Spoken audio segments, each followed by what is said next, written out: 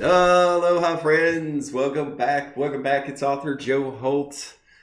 We're bringing you another Fireside Chat. It's a live podcast that I like to do with other DLive streamers in an effort to get to know them on a more personal level, but also to help you guys out to understand streaming. So today's special guest, without any further ado, you know him, you love him. It's SeanHawk. How we doing, guys? Welcome on in. Potato. That was pre-planned. I was told to say that. I'm just gonna put Potato. that out there. No, I didn't. No, I didn't say. I mean, yes, we did talk about that. All right, I'll admit it. We talked about it. Sean, just for you, can I call you Sean? Is that Of course you can. Mister Hawk? I'm not sure. Hawk or Sean, really, it's kind of become Domestic. so either or that suits you. Okay, so not domesticated chicken. Is that different? I've had some weird names over the years. Recently, a lot of eggheads. So ah, ah. whichever takes your fancy. Well, just for you, my friend, I'm wearing my Boston Scallies Irishman's hat for two reasons. One, I think it's themed well, but two, so you don't have to look at all my hair. Oh yeah, I do envy hair on DLive. Yeah, I don't. Big time. Well, Big time. I can't hide this beautiful red and white Irish beard, but I'll tuck my eyebrows in anyway. That's one thing I can do. I can grow a beard, but yeah, I probably won't get into that one there. Becca usually prefers the smooth shaven egg head kind of look. No, we all love it. We all love it, especially when you get that whoop in the filter where your head gets bigger. Oh That's yeah. yeah, yeah. All right, well, we're going to get into that in a minute. Before we get too completely derailed, I'd just like to welcome everybody to the show. Jake, Mythic, Crawford Scott, longtime viewer of Sean's. Oh, there we go. Already you got a big head. We haven't even finished the interview. He's already got a big head. And Had to so, have the filter set up all just in case. right, we're going to keep that to a minimum, all right? Because I don't have any Oh makeup wait. over here. I don't Got it. have any gin. I don't have any dresses. I do have. No, no. Oh, Uh, okay. Okay, we'll leave that up. I do have a kilt though, and I have Ooh, a tartan, but very nice. it's a United States Marine Corps tartan. I But mean, I won't complain. yeah, yeah, I'm sure you're wearing one right now. That's why the camera's being kept up here. Yeah, yeah, no, yeah, yeah. This is a family friendly show, so keep your kilt tucked in, if you will.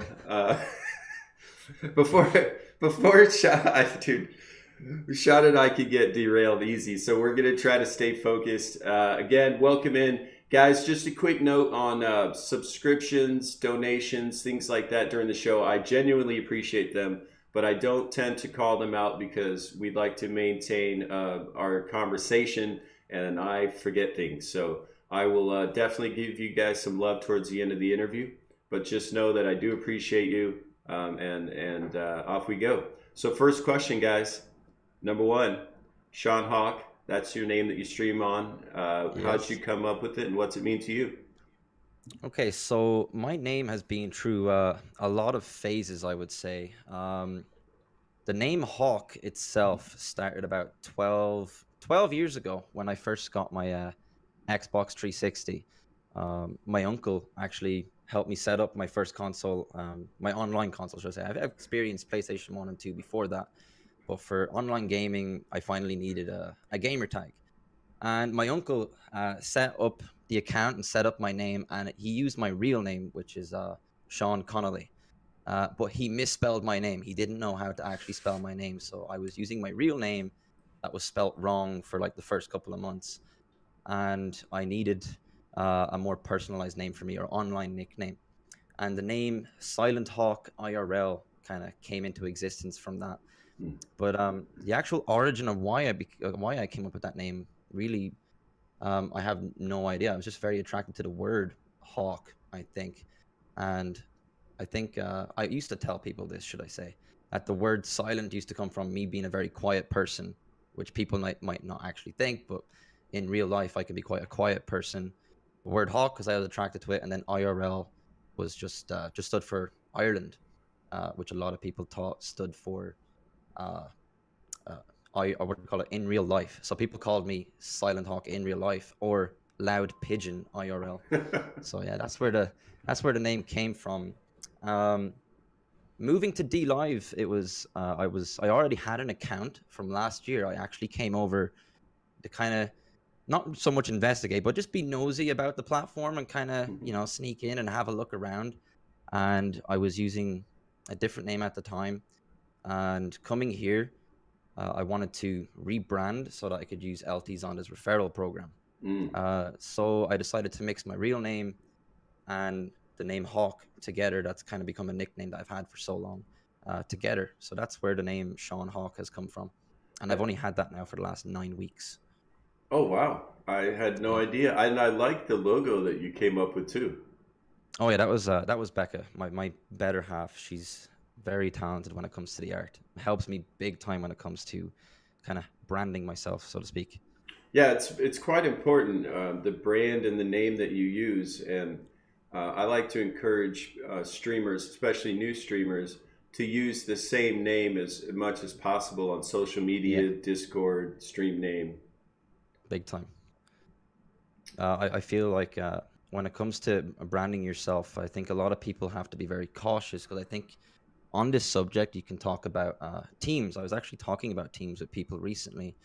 Um, when it comes to branding yourself and then say wanting to get into a team where that team might try to put their brand over you and it can become pretty bad because you're no longer like an individual with your own name because someone else is now branding you for Mhm. their own product. And again, like you said, using the same name across all platforms really helps um, put a persona out there for yourself. Exactly. So, okay, so second question, we're definitely going to get into more specifics to help new streamers um, be successful. But first, we're going to Mm. keep it about you as much as possible, sir. So, the Yeah. second question I always like to ask, and it's a two-part question. What got you started streaming, and how long have you been streaming? Okay. So I started streaming January 2nd, 2015. And just before that date, I think I set up my Twitch account at the time, just after Christmas 2014. Before that date that I set up my account, I had no idea what streaming was. I never heard of it. I didn't know anything about it. I was completely uneducated in the subject, even though I had been gaming all my life. I did not know about the online live content world. Um, I think I was in a period in my life that year in 2014. Um, I was working in Ireland and abroad as a spokesperson for Ireland, um, like kind of helping various people feel accepted into our country and stuff like that, being a representative for those people. And that kind of all came to a sudden stop. And I found myself gaming a lot more again and not really knowing which path I wanted to take in life. And I'd also just started college again as well because in art, I was studying art and design. And I felt like I wasn't really doing what I was meant to do at the time. Mm. I had a friend as well at the time who always kind of pointed out that I game so much and I should give streaming a go. I kind of just said to him like, I don't really know what that is. I don't know what you mean. And he introduced me to Twitch, helped me set up my account. That Christmas as well, I got my first Xbox One. So I didn't have like a desk. I didn't have a chair. I had a set of drawers, a TV, and an Xbox. And I set up pretty much that way. And I sat on my bed for streaming, and I had the Connect camera. No one could really see me on camera because of my window behind me made me look like a shadow. Terrible lighting, putting the lighting behind me. But so that was kind of how it kind of started, and my reason why and when it happened. That friend just kind of suggested I should give it a go. I was very into gaming. It was my passion. I didn't feel there was a path for me that I could follow with that until he introduced me to streaming. So that's kind of where it started. And I started out for my first 6 months as a Minecraft streamer, just direct streaming from the Xbox. Everything was extremely raw. There was very little to my stream and what it was about. But yeah, I fell in love with it from there. And so you've been on DLive how long? I joined DLive, I believe it was the 23rd of February and started on the 24th of February this year. Wow. So we Yeah. actually we started within about a month of each other. I just started March 1st. Oh, okay, yeah, very close to each other. But same way, like you were saying, I came over to DLive with LT Zonda from Twitch and Yeah, started just. I spent the first couple months just being a viewer. Not had no idea I was even going to start streaming.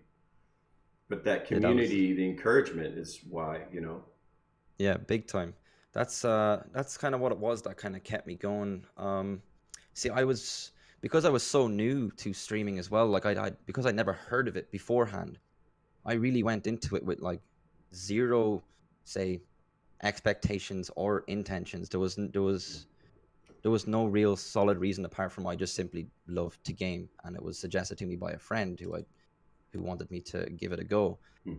And I think that's what really helped me at the beginning. I was very uninfluenced by other people, so anything I did was kind of not so much unique or original. I feel like a lot of things have already been done, but having not been influenced by other streamers at the time because I was just doing it myself before seeing anybody else doing it, um, I think it really helped me lay out a path for myself and discover myself as a streamer without having other ideas kind of in my head from watching others.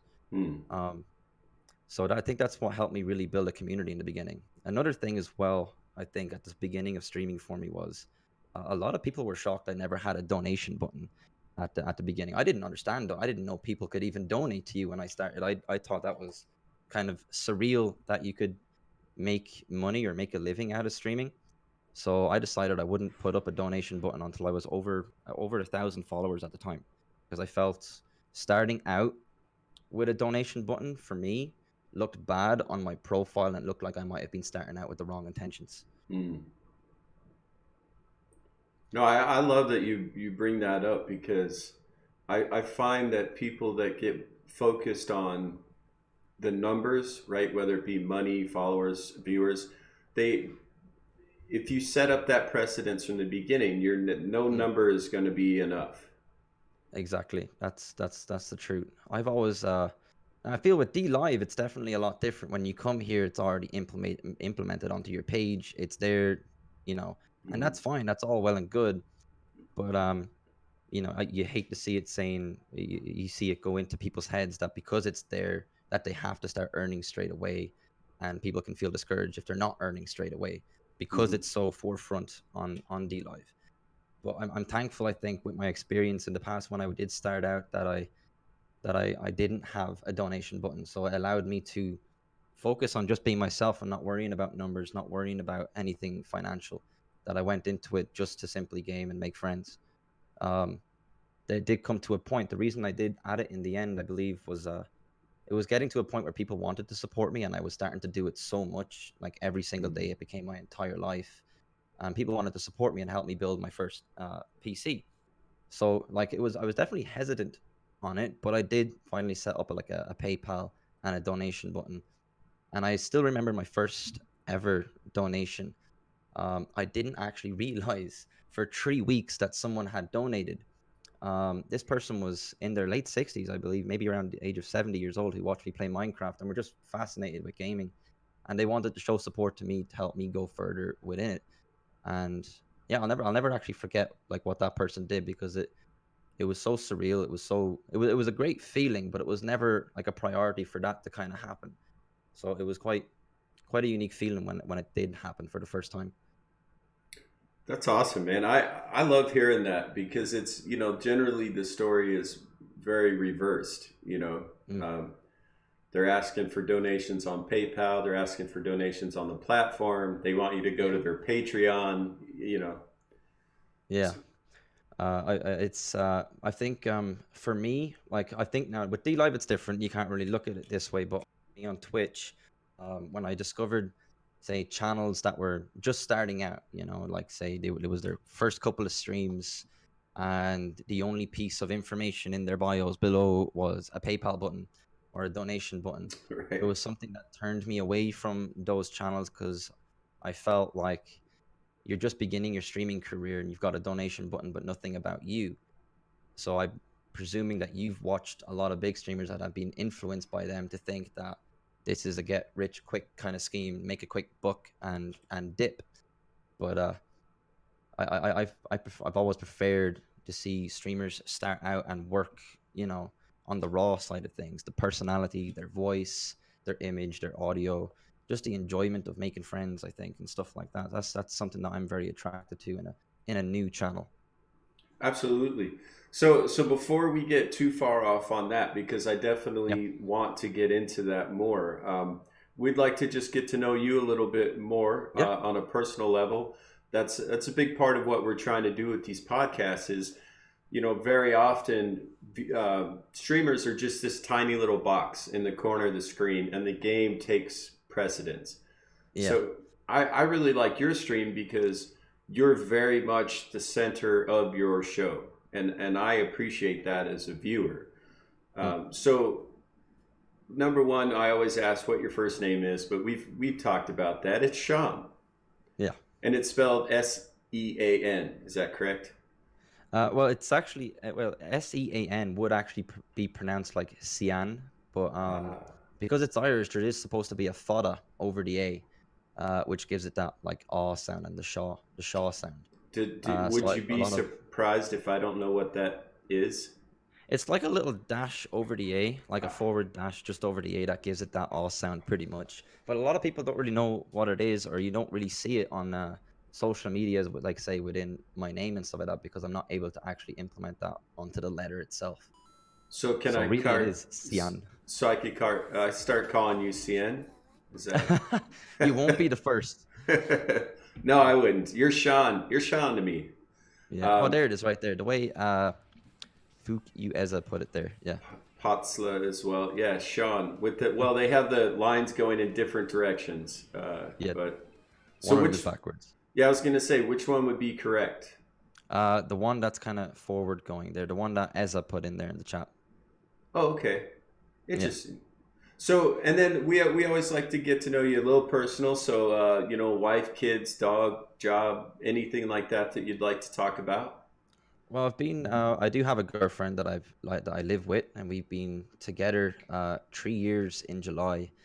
And circumstances, I think, in our lives brought us very close together very quick. That we've actually almost been living together for almost 3 years as well. Um, so that was like kind of like that can be a very big make or break thing in someone's life, I think, in a relationship when you're put together that quick. But yeah, she's been my rock in every single way, my motivation, and a huge reason why I'm still streaming so many years later. Now, would Um, would her name be Becca? Becca, yeah, yeah, Rebecca, Because but Becca, well, yeah. during the streams, often I hear Becca. You're hollering for, and she's like handing you things. Yes, she's sometimes when I'm streaming long hours, sometimes to save me walking up and all, or she does, bring me up like a bit of food or a drink, or if there's some very sweaty moment for me on stream, uh she might bring a small bit of alcohol to ease the nerves or the sweating, should I say. See, little sis knows what's up. Becca, get the lipstick. And yeah, and dude, there seems to be a lot of lipstick lately. do An you awful lot. do you have a favorite flavor? I'm not gonna lie, most of them like seem to be like very cherry kind of, strawberry cherry kind of flavors, and I'm not against it. I'm not against it. I'm very comfortable in my own skin, I think. So yeah, I think most people know that as well when they see my streams. For those that like come and hang out regularly, those I call friends, they know I'm very comfortable in my own skin with putting lipstick on my face or wearing a dress, and I'm sure other weird things to come in the future. Well, I could tell you for a fact that I remember the first time I saw any one of your cutscenes, Oh and boy. I literally just sat here with my mouth open, like I'm not sure what's happening right now. I'm pretty sure I like it. I was kind of turned away a little bit, like in a protective gesture, Yeah. but I couldn't stop laughing. I feel it's I don't know, it's a good icebreaker, I think, even when someone first comes into the stream, you know what I mean? Because it even changes what one person might actually say for the first time in a channel. When they see that, coming in and seeing that, you might be so curious that you will stay. And instead of just saying hello, you're more likely to get, what the hell is going on here? Uh, so you really get to elaborate and explain yourself straight off the bat, instead of just hi, and then someone leaves. They kind of, it just worked that it can draw people in, I guess.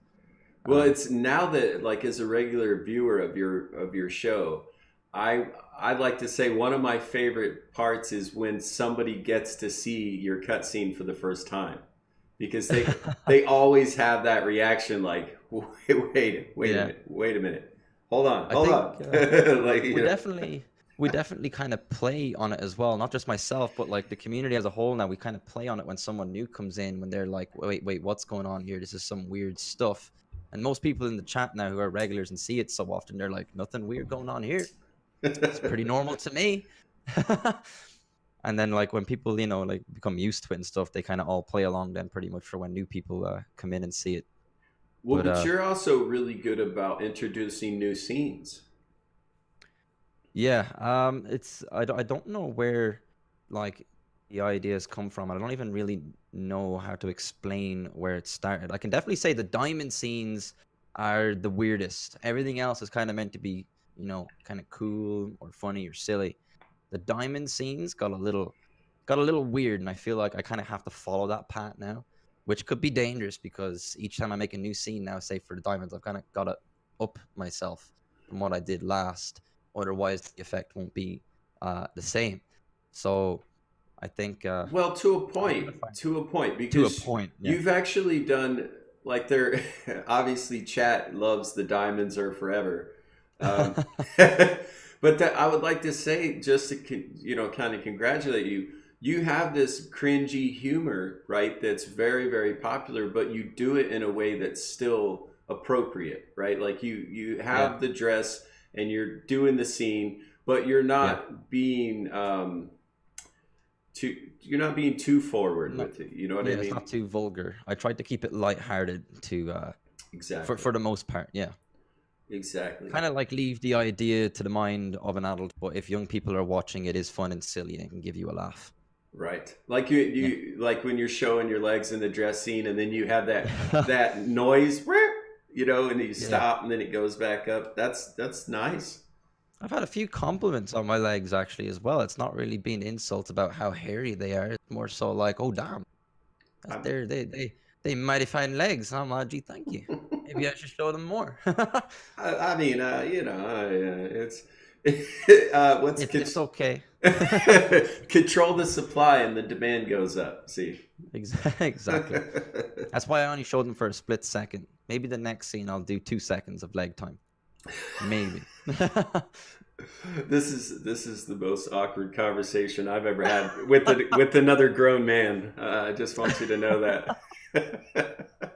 Sometimes they're the best conversations. Oh, they are. They are. So honestly, like I love watching your show because my face hurts. I smile so much. I laugh so much. I mean, it's your production value is through the roof, right? You've got great camera, you've got great audio, you've got a ton of different cut scenes. I mean, I can tell that you really put time and effort into what you're doing. Yeah, but I do think I would like to see myself as someone who's very passionate about what I'm doing. I think if you're going to give it that much of your life, you really have to mean it. You have to really want to do it, regardless of anything else. It's something that you get enjoyment out of. And I think one thing is sometimes doing stuff for yourself, and the reason I'm putting it out there just for myself to even be able to look back in the future. So regardless of numbers and Mm, the size of my channel financially, followers, viewers, and things like that, it's all an experience for myself as well. I mean, it's my way to release my passions, mm, uh, and my way of expressing myself, I guess. The scenes and stuff that I add in for, just for to get a laugh and stuff like that, for other people to smile or giggle. That's kind of the goal as well for those who do come in. I really want to make people smile, even just one person a day. I feel like I'm doing my job kind of right. Um, I can add as well a little bit about the scenes. I do think like the reason they really started, like for example, the whole uh, ice cream eating thing. That started out. This kind of probably what brought on the scenes here on DLive. That started out as an alter ego that I mm. had over on Twitch when I was, say, like a full-time Fortnite player, streamer.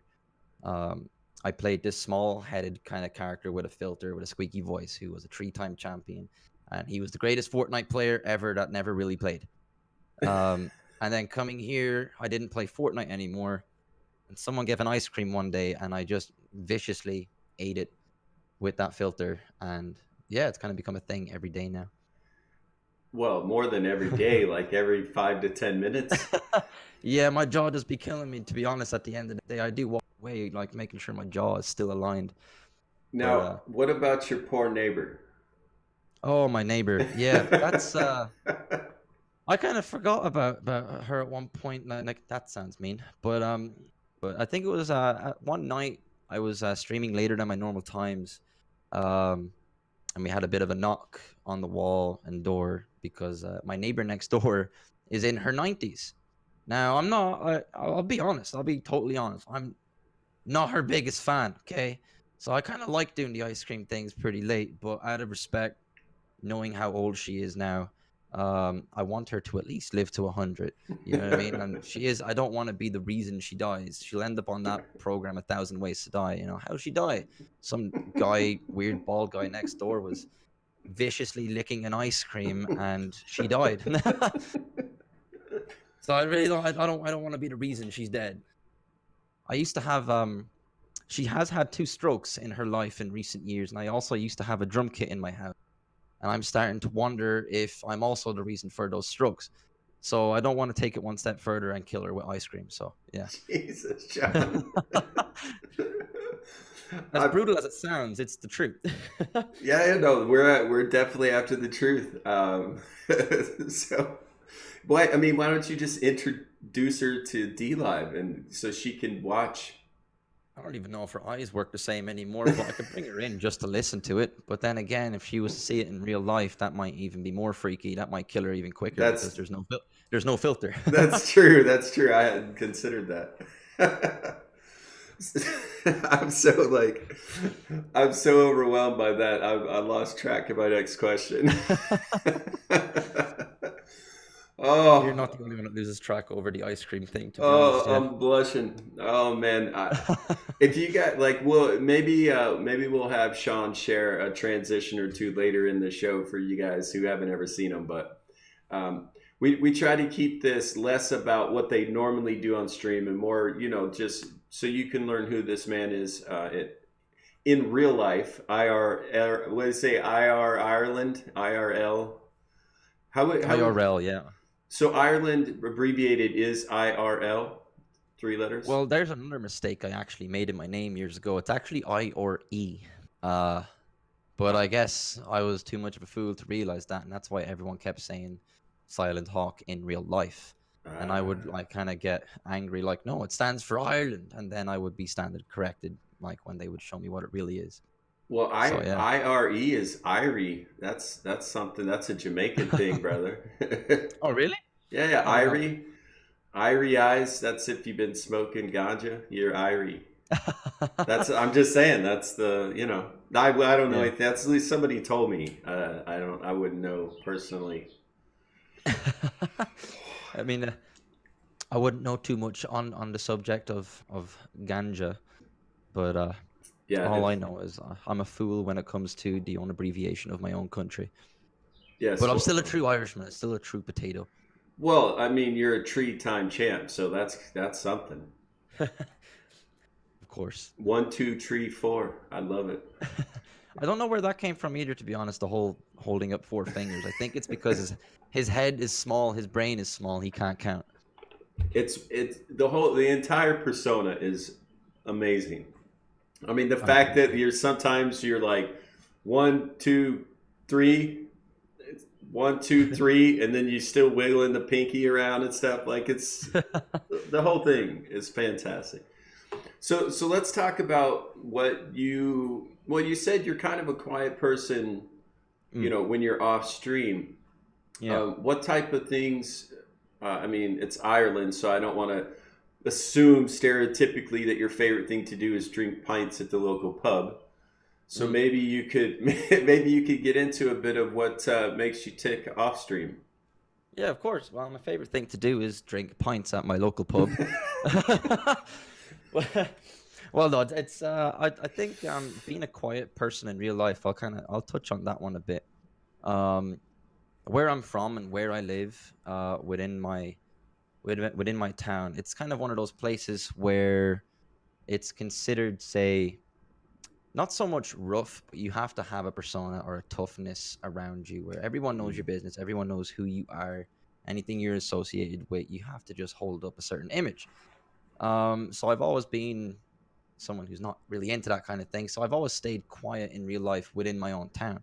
Mm. And discovering streaming was a way for me to be a lot louder and express who I really wanted to be as well, I guess. Um, but in real life, I think I definitely have a lot of interests that are a lot different to most people. For example, my favorite sport, which not many people know, is table tennis. I'm definitely someone who likes a beer. I'm not going to lie. I do like a very traditional Irish pub to sit down and have a pint of Guinness. Guinness being my favorite pint. Definitely not much of a spirit drinker, as I'm actually allergic to spirits. Mm. I can't actually touch them, or I would, suffer a very bad experience. Then again, I could have one, but that would make me wired. Um, I've but yeah, seen you outside of drink a streaming, gin.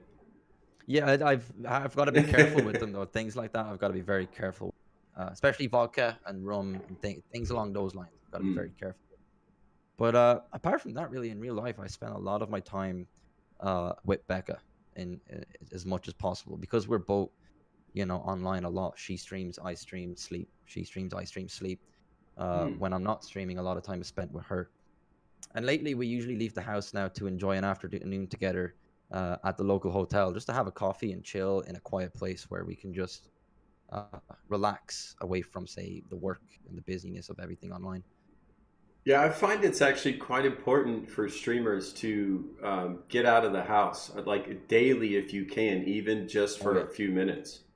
yeah, big time. I think a lot of people say, need to consider their own real lives as well. People base so much of their life, entire worth of their life online.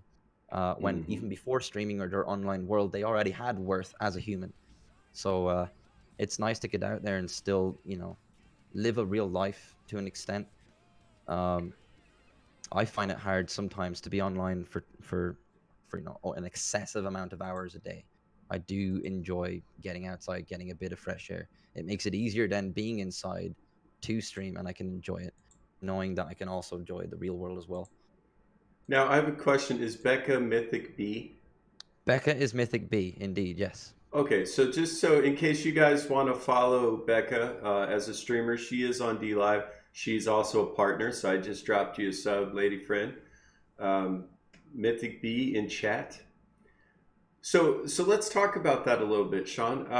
I've interviewed a number of streamers now who are married. Some of them, their wives also stream. Sometimes it's the wife streaming and the husband helps.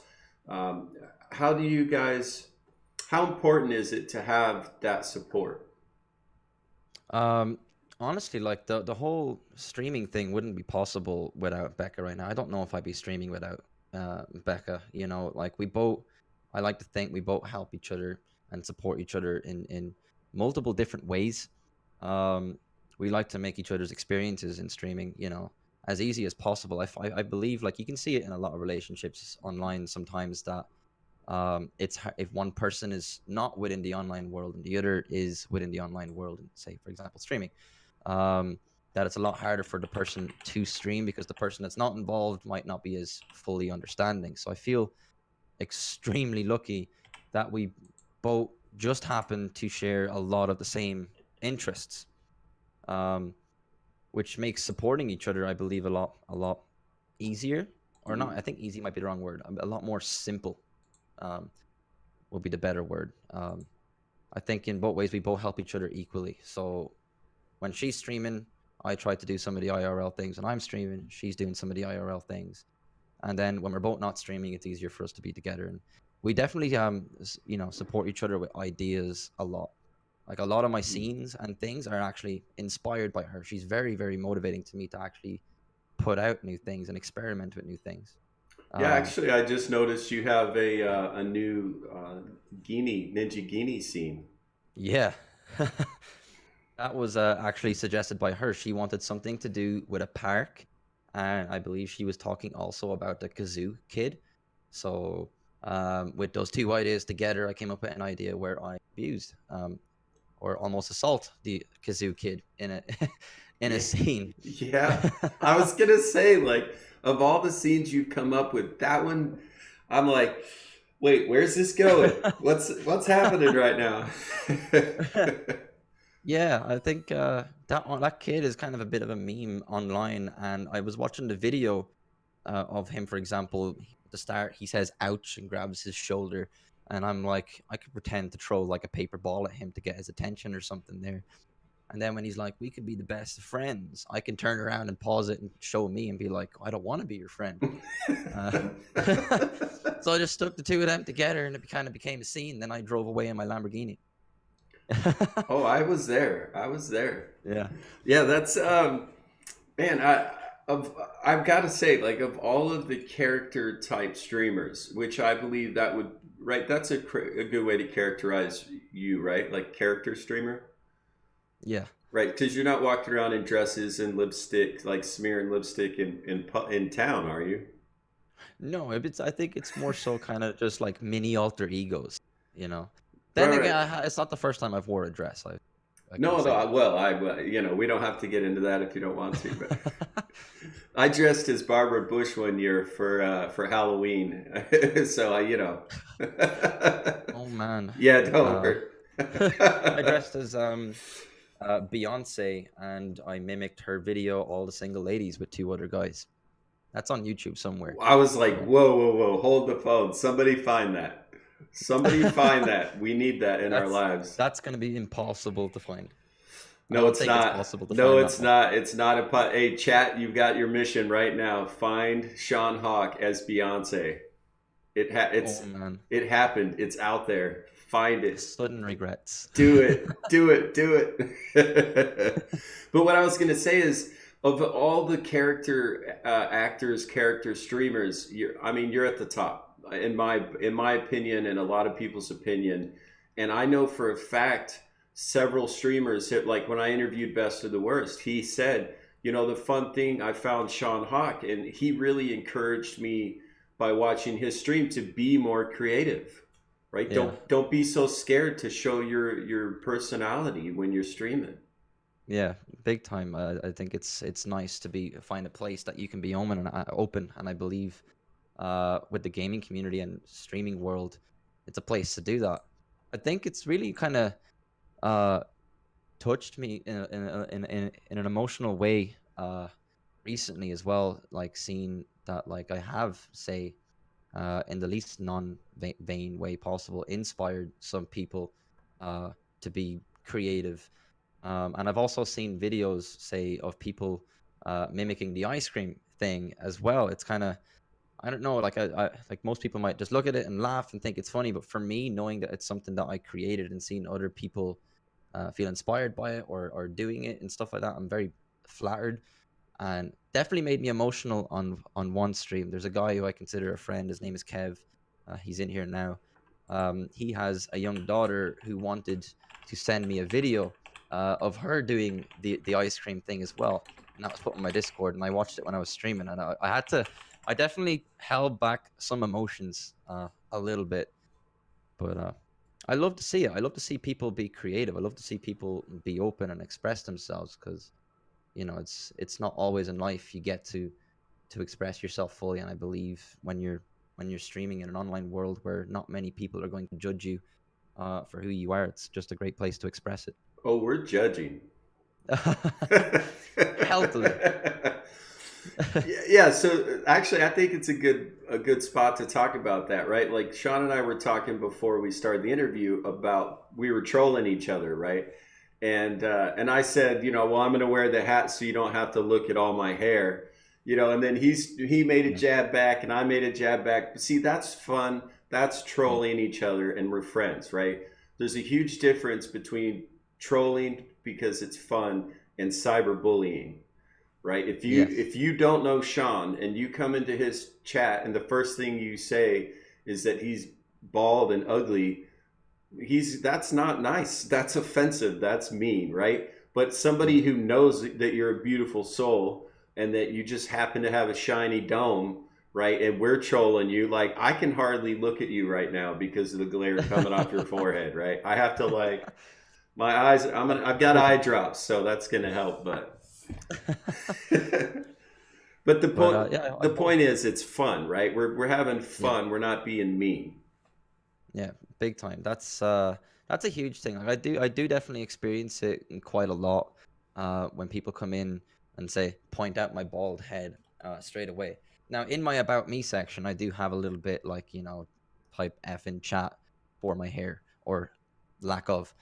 Um, and that's kind of okay because I've kind of welcomed that one, almost like allow people to use it as an icebreaker if they want. Sure. I think there's definitely some people who come in who don't know me on that level of friendship that try to. I know their intentions is for it to be banter, but I do think it's in a healthy way. It is like build a friendship with that person, get to know them, even an acquaintance, be on some level of friendship with them before you start personally joking with them about their appearance or their looks or their voice or their stream or whatever it may be. Um, but I do think like over the years, I've definitely experienced a lot of trolling, hate speech, and such things. I've been harassed for months on end. One time to the point where the authorities nearly had to be involved as well, and it's definitely toughened me up a lot. Hmm. I think now pretty much the bald head thing. I mean, everyone pretty much talks about the bald head, and I'm totally open to that, and I can find it funny. If I can't make fun of myself, Hmm. then what's the point? I need to be able to laugh at myself too. Well, Need to like be like about it. I like the way that LT Zonda talks about it, which I asked him, "Where did you get that da da da da da diamond thing?" Because it's very iconic, and he said, "Mate, I have a stutter like that." Yeah. And I went, "Oh wow, really?" And he said, "Yeah, you didn't notice?" I go, "Me, yeah, I heard it, but it seems like part of your persona." And he said, "I'm just taking the piss out of it, right? I make fun of myself, incorporate it into my show."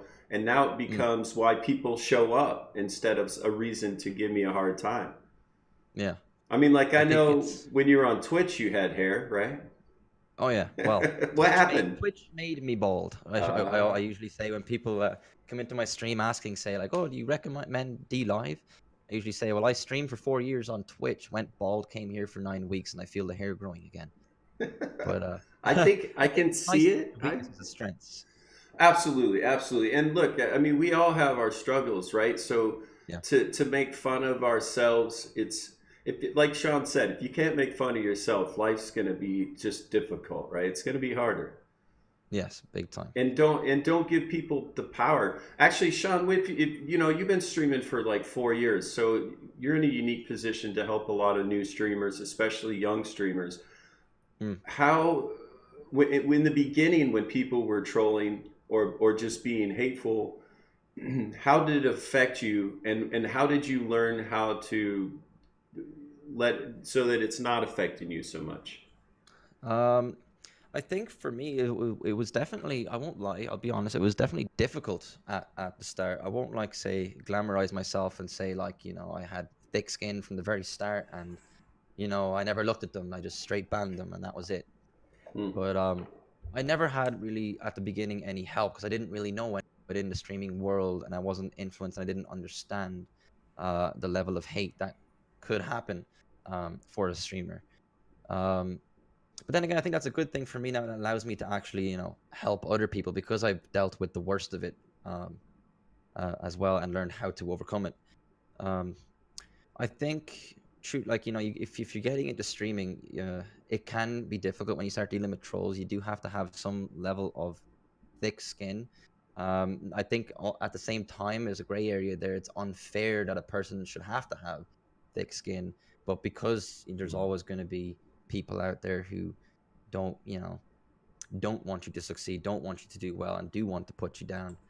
um, Getting into it, do expect it, and the biggest advice I can just simply give is don't bite back. Biting back might make you feel better in the moment that you're now hurting them before you ban Mm. them or whatever. But for your regulars who genuinely care about you, they're there for your good vibes. So while you're biting back to the person who should have been banned and let away from your chat instantly, you're now upsetting the rest of your viewers and your friends because they don't want to see you in that position. And you might actually drive some of the good people away by biting back. Um, So I do think Definitely. it's good to simply, if you see something you don't like, ban, report, and move on.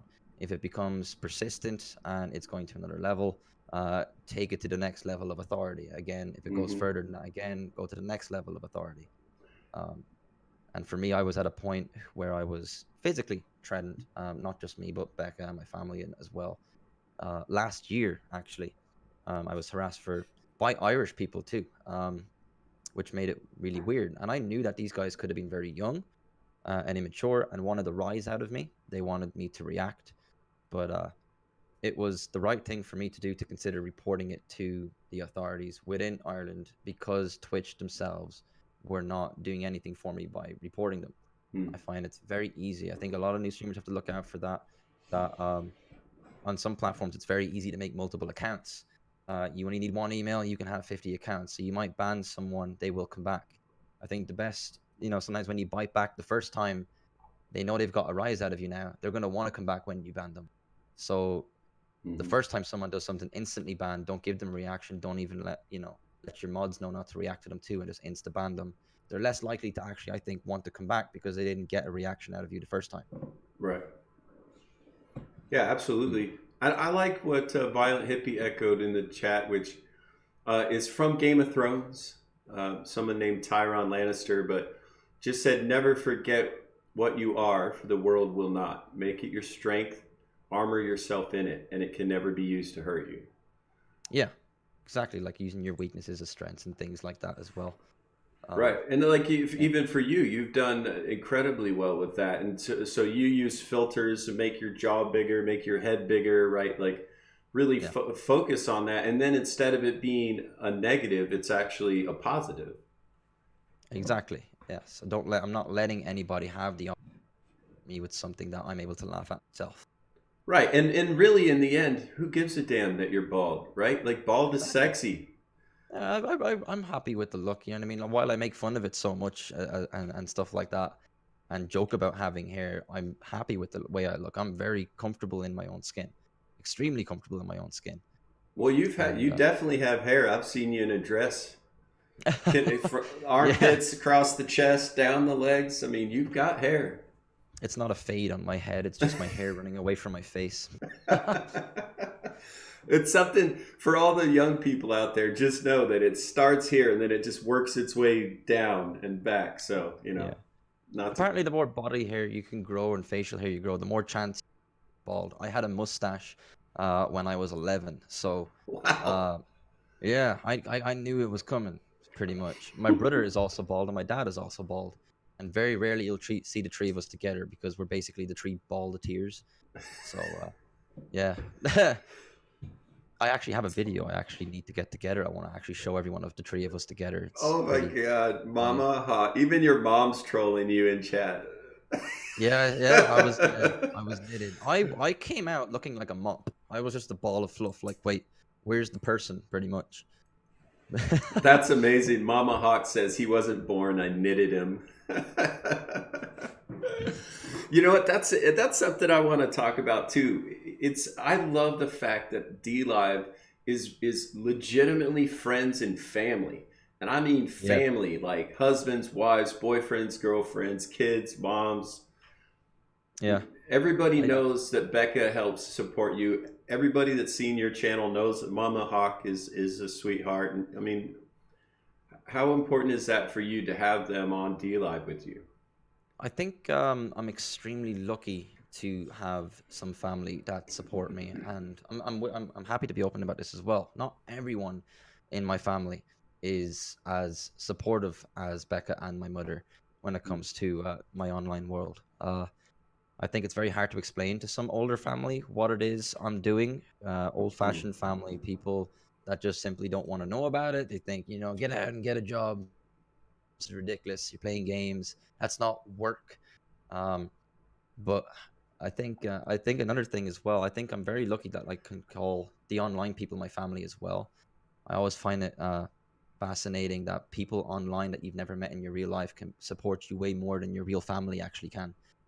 Um, that was one huge thing that made me very emotional a lot of times in my say streaming career. that how people I've never met want to support me and see me succeed when some family don't. But I'm so grateful to have a mother who supports me since the beginning in what I'm doing and wants the best for me and wants me to follow my dreams and my passions.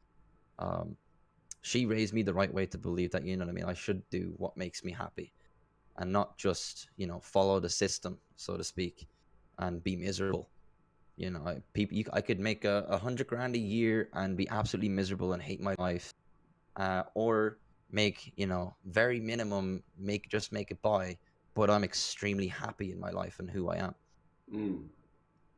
And Becca and my mother provide that support for me, that I do believe in myself because of them.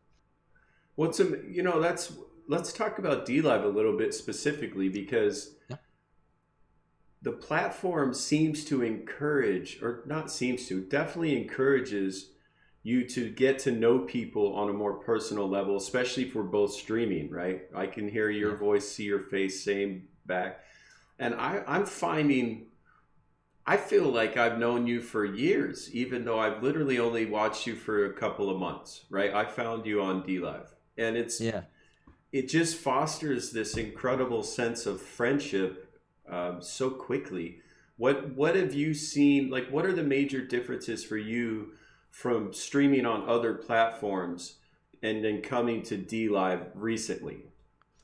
The biggest one, as you said, on this subject, like community and friendship and how close you can become to somebody.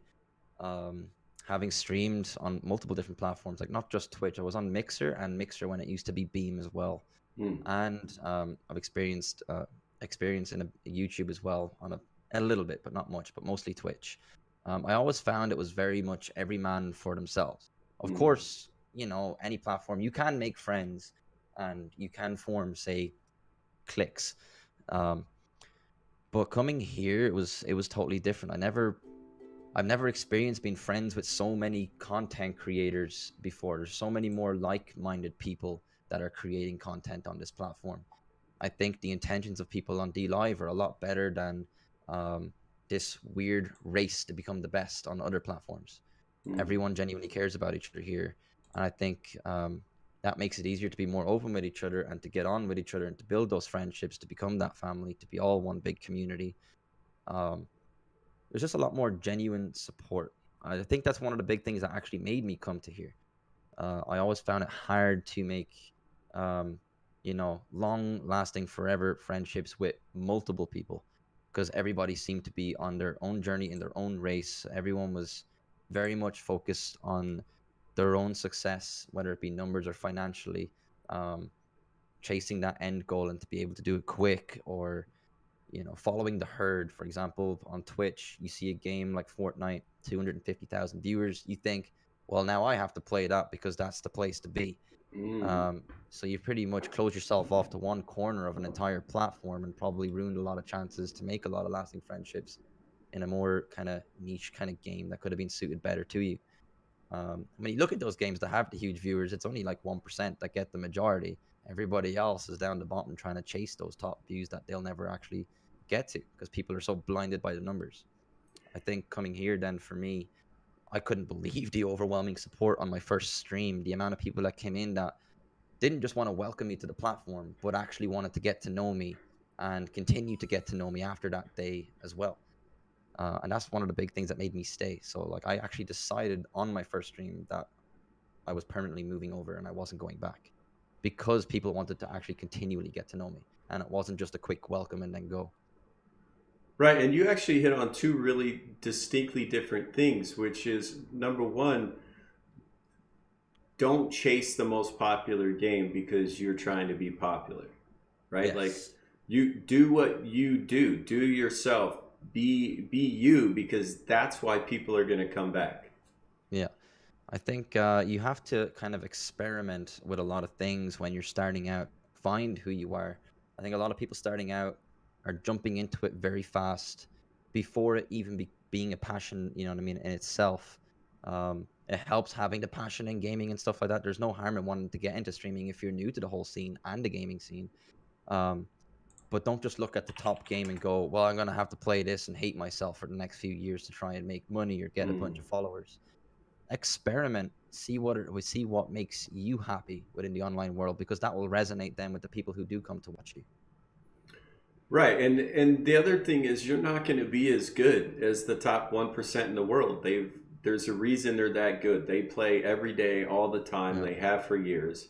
Yeah. And they've also got the kind of, they've got the experience behind them and the years of experience. And with those kind of games that seem to do so well on other platforms, those esports style games, those competitive games, I feel there's kind of two things in streaming. You know what I mean? Follow the entertainment side of it or the competitive side of it. If you're Hmm. lucky and have both, you're balling. You're you know what I mean, you're kind of in the home stretch, but that can be very, very difficult to be that, top 0.1% uh, in a competitive way, and then to be entertaining at the same time while being so focused. So I think if you're not looking to be like such a highly skilled player in such a competitive game to reach that top standard, um, find a place where you can that makes you happy, where you can build a community and showcase your personality Yeah, and exactly. build on It's your personality. well, and so let's talk about that a little more in depth, which is people are asking in chat, are you a gamer then? Is that what you primarily do? And other people are kind of explaining that you're a variety streamer. It just depends upon the day. Yeah. So, what's your take on playing one game every day, all the time, versus being a variety streamer? I think being a variety streamer can be good and bad, because there are definitely a lot of people out there that say we'll come to your channel because you're streaming whatever said particular game that day, Hmm. and that might be the only day you ever touch on that game, or you might only touch on it once a week, and they might not say be there solely for you, more so the game you're playing. I do think playing one game every single day, if you're passionate about it and you're enjoying doing it and it's what you want to do, of course, follow that because you're happy doing it. I think it's only a bad thing if you're feeling forced into playing that one game every single day and you're not happy doing it. But if you're passionate about a game and you want to reach that next level in a competitive way, or you're just doing it for fun and you're happy to play that game every day, go for it. Because again, when the people come into your stream to see you play it and they see that you're happy playing it, again, people are more likely to stay and want to be a part of that vibe. Yeah, I mean, whatever mood you're in, that's the mood you're going to put your audience in. So I feel Yes. it's very important to pay attention to how you feel. And if you don't feel well, maybe don't turn on the camera. Yeah. There are days, like I say, I don't go live if I don't feel like I'm in the best mood. Like I try to push out as much positive vibes as possible when I'm in my best mood. I want to showcase that, and I want to show I'm in a good mood, and I want to push that good mood on other people so they can feel good too. Um, but I am human. There are things that I don't like. There are things that I experience that aren't the best, and I'm not, happy go lucky 24/7. I know Sure. there's people out there that say don't like to see people just constantly 24/7 happy, because it might come across as, say, fake. Like, Mm. this guy is just always happy. How can this be? You know what I mean? But that's just the side of me I like to show. I like to be professional when I'm live. I want to be happy when I'm live. That's the side of me I want to show. I'm not going to be all doom and gloom when I'm live. So if I'm ever dealing Mm. with things that I don't like, whether it be on the platform or real life, if it's something on the platform, I'll report it privately and deal with it the right way to uphold my own professional standard on my own social medias to protect my own career. And then with real life things, I don't want to come online and not be the same me, and put that vibe on somebody else. Sure. And I think you just hit on another incredible point, which is if you do have drama, whether it be from a viewer or from another streamer, and you start lighting them up on stream, you start lighting them up on social media, that's that's not going to help you advance your career as a streamer. And like you were saying, it's better to do that quietly, right, through direct Yeah. messages on Discord with the staff, or through Yeah. even with the person you have trouble with. Yeah, like I personally now, like I know there's been a few things here and there online recently around DLive where people are putting out, say, what's considered to others negative posts or dramatic posts. I respect people caring so much that they want to express it with people and show their concerns. Um, it's more so for yourself and for your own career down the line as you grow when it comes to, say, sponsorships and things alike, Mm. companies will look at that and they don't want to see those things. There will always be things you don't like in the online world. People need to not let that, say, discourage them or push them away from a platform or streaming for themselves. But just to incent, if you just see something you don't like, simply report it. The staff on DLive, especially on DLive, unlike any other platform where you'll never get contacted back or any response, more so just an automated response. At least here, the staff actually care. They Hmm. want to hear your problems, they want to fix your problems, and they want to do the best. I want to come up with the best solution for you and the platform as a whole. Um, I just think when it comes to some of the dramatic posts, just to focus more on the positive for your actual business social medias, especially if you're trying to grow a career out of streaming. Yeah, definitely. And like you hit on earlier, if you're, like I'm known to be very chill, very happy, right? Very mellow. So people would be very confused if they came to my channel and I'm lighting somebody up, right? Because that Yeah. just it's not that people don't come into my chat and be unpleasant occasionally. Of course that happens. It's that, like you said, you just mute them immediately and move on. You don't even engage. Yeah. I mean, that changes your energy. And like if somebody has an offensive name, right, that's hate speech or some sort of sexual innuendos and stuff, you don't Hmm. have to engage with them. You can message DLive staff or a guardian, and they can change their name. Yes, exactly. We'll all come across things like that in streaming. I think it can happen every day to some people. It can happen a week or once a month to others, or even not to you, but you see it somewhere else in someone else's channel. Try to resist the urge to get on your social media and go on a big rant, because as a growing platform like DLive, there will be companies starting to check out the platform and its content creators to see what's available to them to promote their products. Um, and if there is drama and people being very verbal and open about that on their own personal social medias, those companies are more likely to stay away. Mm. Um, so it's always nice within, for yourself to be professional. Um, be your best self when you're on camera. Be your best self when you're putting out that content. People want to see the best you when you're live. They don't want to. Of course, people want to support you and help you in your things that you'll come across that are not, not so good. And your supporters will be there to DM you and help you as well. But again, the staff on here are absolutely phenomenal. They want the best for you. So when you see things that you don't like, simply report them and let them be dealt with professionally. Because those people aren't worth your time in the first place. Those bad people out there that are out there to bring your career to an end or stop what you're doing or bring you to a bad mood, they'll always want the worst for you. But you should always want the best for you. So just don't bite back and stay on your path of positivity and good energy when you're trying to put your best self out there. Yeah, I mean, it definitely. If you've never heard this, I'm sure you have. Haters gonna hate. Oh yeah, You can't do nothing potatoes gonna about it. potato. Potatoes gonna potato or tate or wait, what? What did you say? Potatoes gonna potato. That's right. That's there you go. That's an Irish version. Exactly. Like you can't slow them down, and you're only empowering them. So, Exactly. and I know you're really good about moderating your chat. You stay on top of that. But how important is it to have moderators that you know and trust? Now in the past, with moderators, I've definitely had mods who I probably shouldn't have modded. Well, not probably, definitely shouldn't have modded. I do see it from time to time in channels where a week after you met someone, you might mod them. um, while you're trying to grow your channel and stuff like that. I don't think it's such a bad idea to be very, very cautious on who you mod, regardless of the friendship you have with someone in your chat.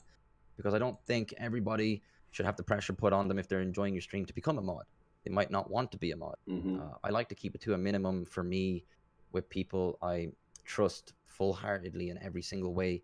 And the reason being, I had a lot of mods in the past when on Twitch. My channel was, say, at its biggest viewership wise, and it was very hard to control my chat at one point, um, and be able to monitor everything myself. So I had a lot of mods. Unfortunately, on Twitch, it's very easy to for a mod to ban somebody when you're offline as well. Just /mod, type the name. I had a kid when I wasn't around or online that day who I did mod who was banning everybody in the background. So that's my own fault. I learned the hard way, and I had to unmod him, unban an awful lot of people before they came to the conclusion that what the hell have I done? Now I'm banned from this channel, and they might never come back. So Mm. it's always good to be cautious with who you mod. While you still might make the best of friendships with people that come to your stream, don't feel the need to just instantly mod them because now they're a regular. They might want to simply enjoy your stream just as is, as a viewer. They might not want the responsibility to have to start moderating your chat. I think it can put pressure on some people sometimes. um, so for me, I like to keep it to a minimum, and I believe my channel is in a position right now where I do have a lot of control over, say, the bad things that happen, and I can get rid of them very easily. Hmm. um, and I do have Becca and two other mods, Kev and Asterix, as well in my channel, are mods now as well as of recently, who've been very, very helpful. uh, but yeah, just for most people, like on the on the rise, just be cautious. Try not make the mistakes of just modding somebody because you just met them within the recent weeks. While some people might appear to have your best intentions at heart, they don't always. You know what I mean? They might be there to watch you, to see you fall. um, and I've experienced that side of it with moderators, so I just think it's good to be cautious. Yeah, and I've and as viewer too, I would say, like, I had somebody come into my chat yesterday, and the first thing they've ever said to me was, "Hey, make me a mod." And I was Ooh. like, "Yeah." I'm like, "Really? You're gonna Yeah. lead with, 'Hey, make me a mod'?" I've never understood that, why a lot of people who say you don't have that kind of friendship with want to be mods. I usually try to. I'm not too harsh with responding back to those people anymore. I like at the start I used to be like, why the hell would you want to be a mod? I don't even know you. Would you stop? But now I'm more so kind of like, why would you want to? That's a lot of effort. I want you to come in here, simply enjoy my content without the pressure of having to monitor my chat at the same time, especially if we barely know each other. Um, Well, the part of being a mod, like, we're talking about the obvious things of moderating a channel, right? So if somebody mm, says something that doesn't conform to community standards, right? Or but being a good moderator, part of that, in my opinion, because all I did when the first several months I was on DLive was moderate for Luke, or for LT Zonda. yeah, And so the reason I modded for Zonda is because he's my friend, because I mm, know the kind of things that upset him and derail his good time and his show, yeah, because we're friends. I've been watching him for years on Twitch. So I know exactly what some, like, if somebody puts something in chat and he reads it, I know immediately it will stop his good time and his high energy and make him feel bad and distract him from what he's doing. You yeah. wouldn't know that if you just met the person. Yeah, exactly. Like, I feel lucky to have had a friend, Kev, who is FU Eza in the chat. Hopefully he changes his name back Yeah, soon. he said like a But week he can change his name. yeah, like he DM'd me himself, actually saying he wanted to be a mod, or would be open to the idea of being a mod if I ever needed the help. So that day, in that moment, after I read the message, I modded him. I was happy to have him as a mod because I've known him from Twitch and he's been a great friend. He supported me so much, and I'm on that level of friendship where I know he understands me and what's best for me and my chat. I'm sure Kev understands the things that I would react to, and he would know to ban those things instantly if needed.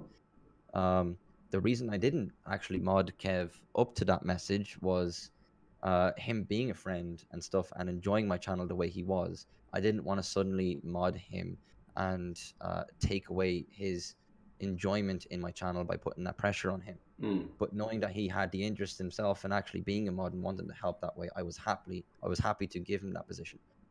Um, which I think is phenomenal. I always think it's phenomenal that people out there want to actually volunteer their time, to help you monitor your chat and keep it a fresh and friendly place for people to come into.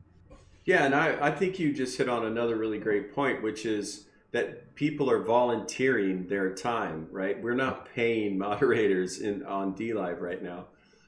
And I've actually run into this personally where a friend made me a mod and then got mad at me because I wasn't in that channel every time that they were live. yeah, And I'm like, well, I don't remember signing a contract like for exactly. Yeah.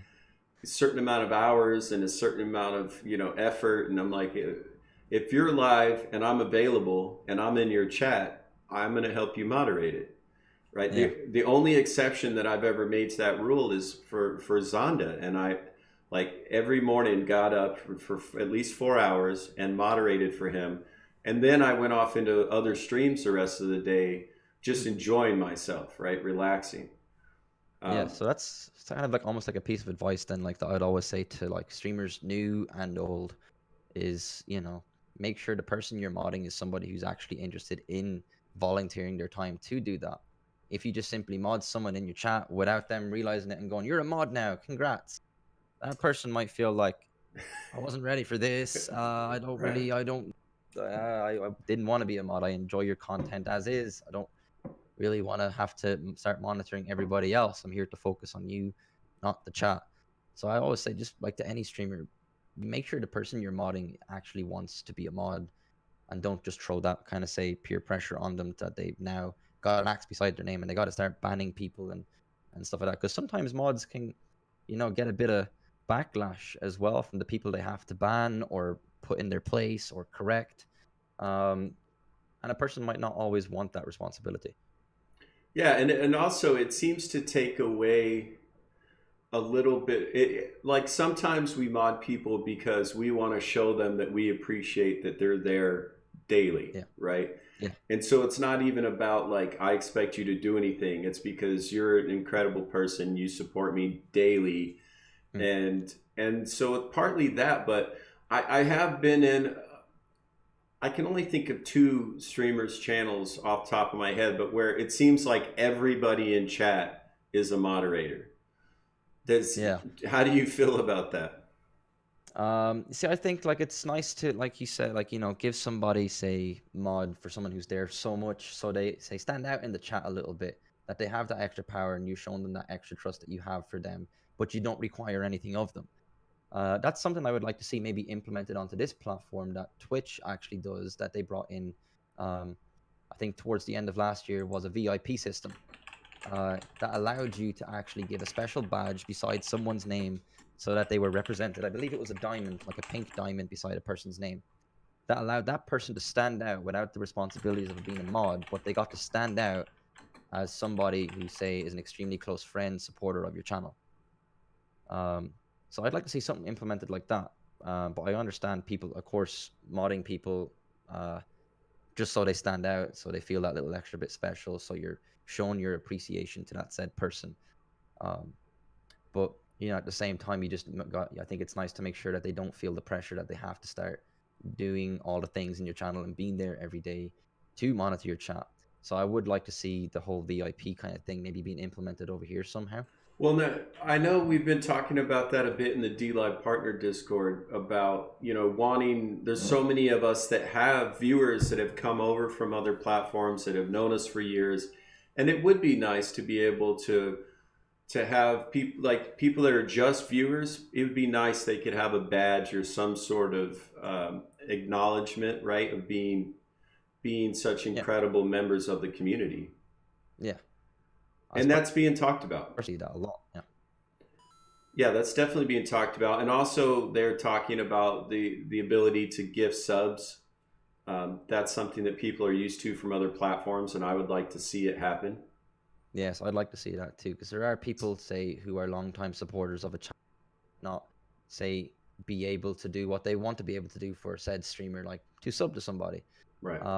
I had a few people in my chat who wish they could have subbed but were unable to, and I'm beyond grateful for some people that came into my chat who actually offered some of my viewers a chance to be subbed to my channel by transferring Lino to their account so they could do that.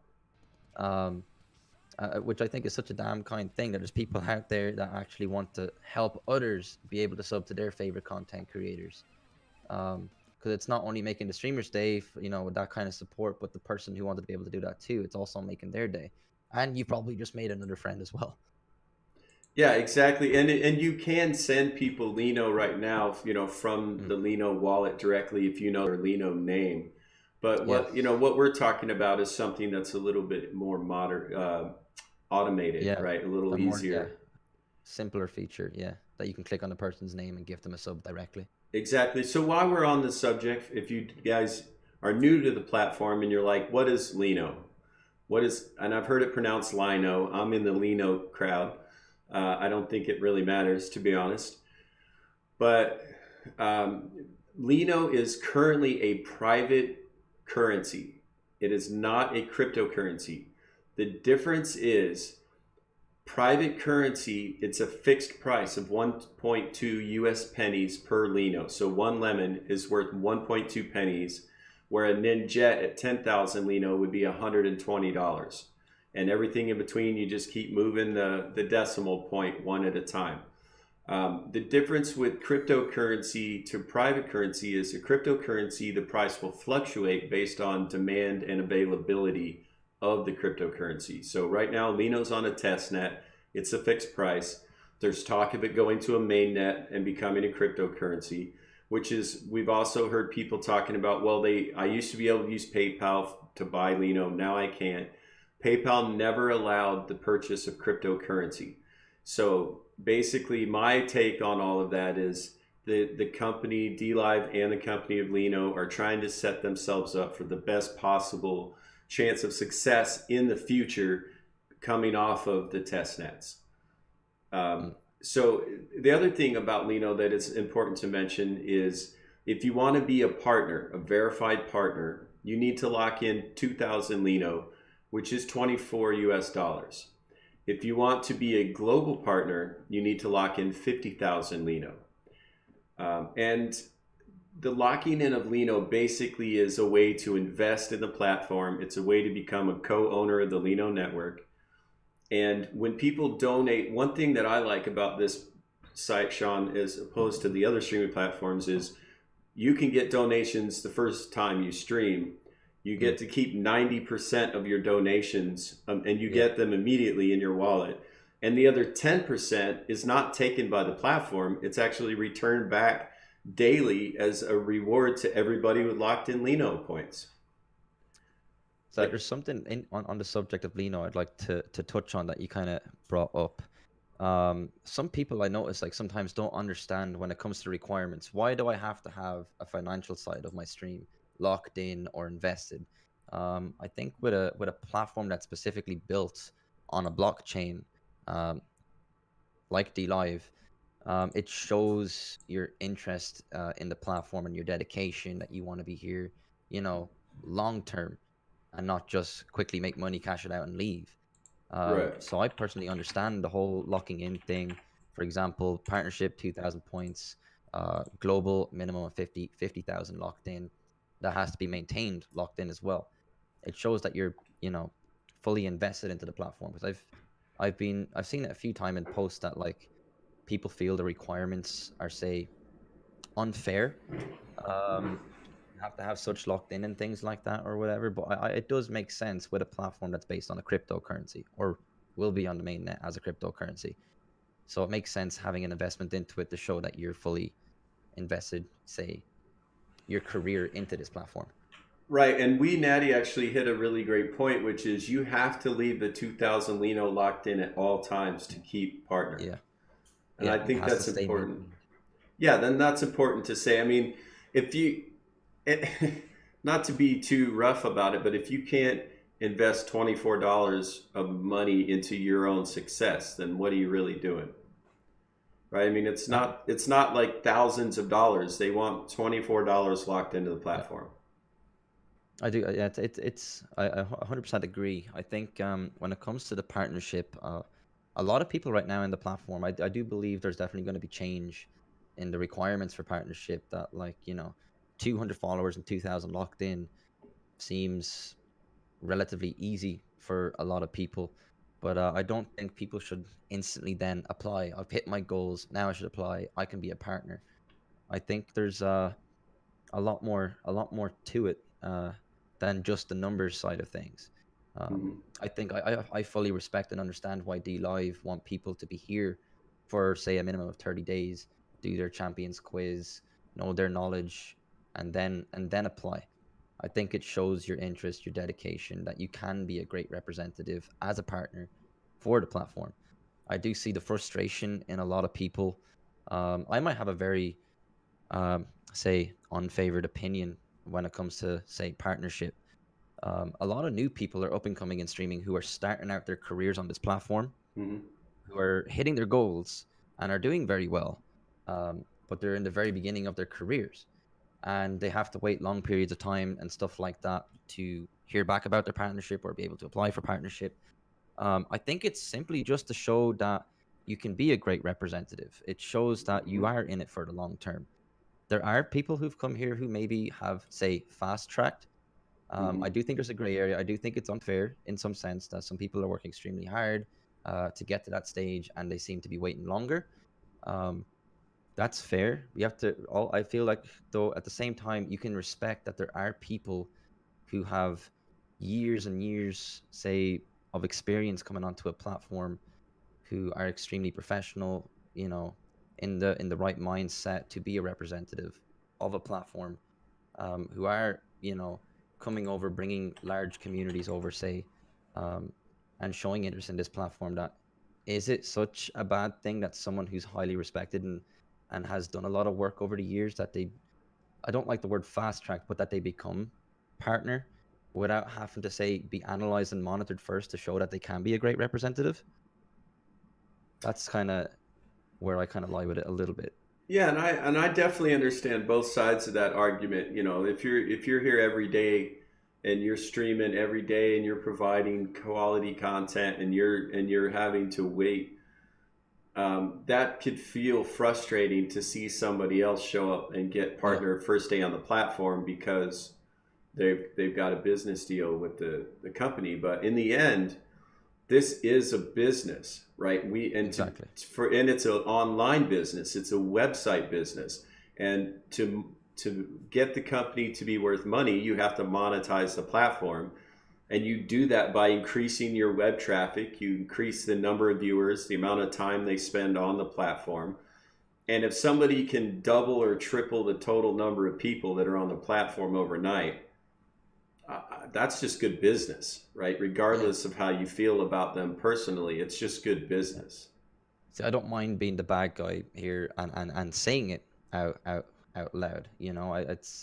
I think it's healthy to talk about it in a healthy way. Hmm. There is genuinely a gray area on the subject, that there are people there who are working extremely hard, who have great content and are trying to find that exposure, who do deserve to become a partner.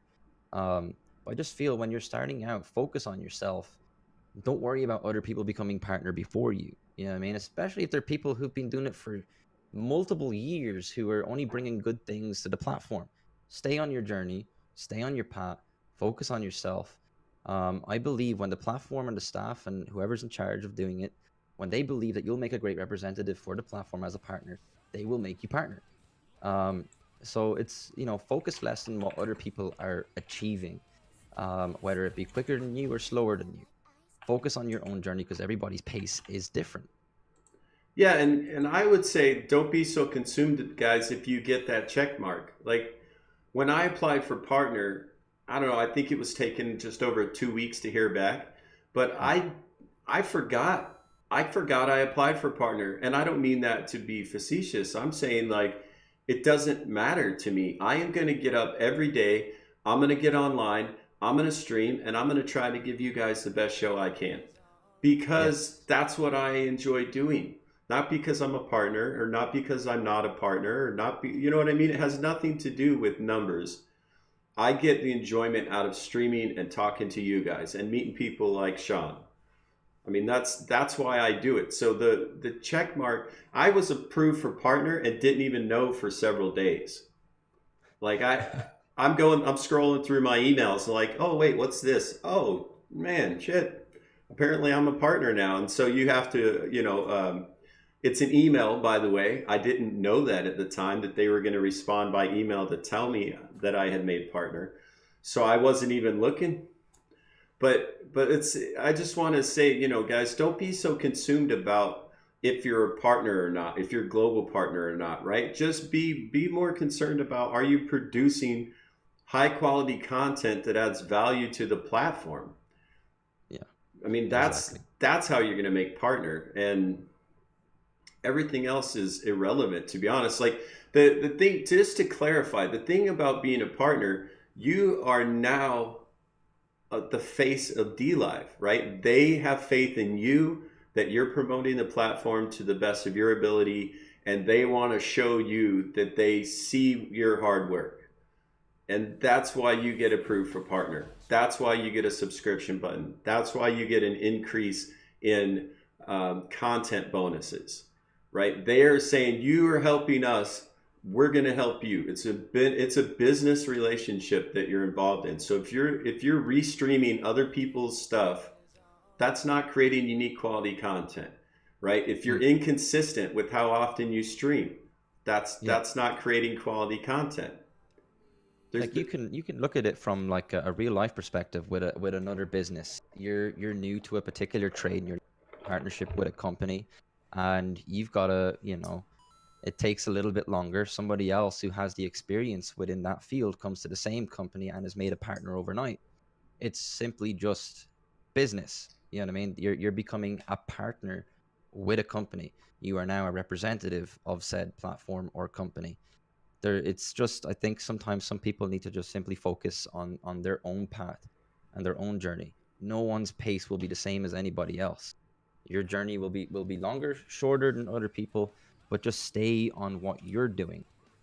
It's so easy to fall off that path and look at somebody else doing well and be frustrated that you're not hitting those goals first.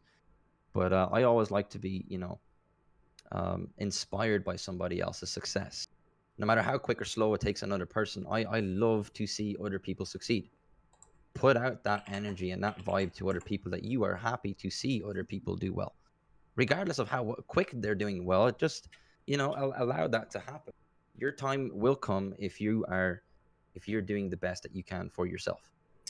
exactly, and so we definitely should hit on this because it kind of ties into where we're at, which is if you want to be successful, grow your channel organically, right? There's a movement of follow for follow on other platforms. I've seen it come to DLive recently. What is your take on that, friend? In exactly what? Sorry. In Talking about the follow for follow. Oh, okay, follow for follow and things like that, and growing organically. Mm-hmm. It's always a way more beautiful thing, and it feels a lot better to grow organically or naturally. Um, the whole follow for follow thing is just pure bad. It's definitely a subject I have a big interest on, and I see a lot of it, not just on here, but everywhere.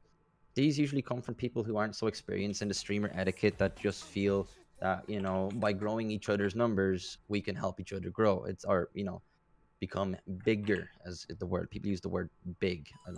It's a word I don't usually like when it comes to streaming. It's so the whole follow for follow thing. If somebody asks me to follow them and I've no idea who they are, me to follow back, it's so empty and pointless. It's just a number on my page, on my channel, that has no meaning because that person is not interested in me. They're just interested in getting me back to their channel to give them a number. Um, when people ask me for those follow for follows, it takes away that feeling of me being human. I become Mm. just a number. That's it. I don't have. I'm not a person anymore. Personality. I'm not a potential friend. I'm just here to kind of help you grow artificially. It's not real. Um, that's one of the big reasons why I really don't focus on numbers, and I'll always love to follow. Now, I can follow people sometimes before I see their content. If I've built a great friendship with them, say, um, elsewhere on social media, within my channel or the Discord or Twitter, if I'm really hitting it off with a person, I'll happily follow them.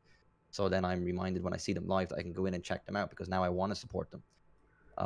But I'll always follow the content more so that I like, um, and I'll never follow the content that I get asked to see.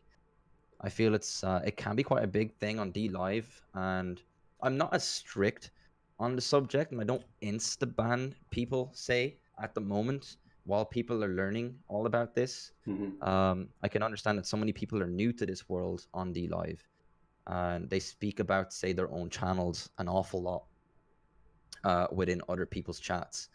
Um, I will put it out there. If you come into my stream and you're talking about your channel or goodbye, I'm leaving now because I'm going to go live, it's like, well, good luck. I'm not coming in. And Right. probably ever now, because the whole time you were hanging in here or networking with me was for the priority reason of just getting me into your channel. Um, I always think when it comes to networking, forget follow for follow. That shit's empty. It's just not nice. I'm not a number. I am a person. I have feelings. I want to get to know you. I want to be your friend. If you come to my channel, can you stop talking about your own content within my channel and flashing your own goals and priorities here that are all relative to numbers? Because I have no interest and I'm probably never going to come by your channel now because of that. Or if I do, it's going to be a long way down the line when I forget that you've promoted yourself in my chat. And the reason I Exactly. say this is because each content creator is working hard to build a community, to build friendships, and for a person to come into your chat, if you ever feel like you have been that person, it's okay. I learned the hard way too. I asked Summit 1G for a shout out for a $3 donation in front of 20,000 people, and he ripped into me. But I accepted that. I learned the wrong way because I wasn't influenced or told as well that it was wrong, which is why I'm quite lenient on it at the start. I don't just ban people for it. More so, I like to be informative about it. Hmm. But down the line, I think on this platform, as people grow on here and there's more experienced streamers, that rule will be implemented in my chat a little bit more, that if your priority to network with me is just to get me into your channel, I'm never going to come by and you might end up getting muted. Yeah, just to clarify, because I'm autistic, I'm not an emotional person, so I think very literally about things. And when I got to DLive, it was the first time I ever tried to stream.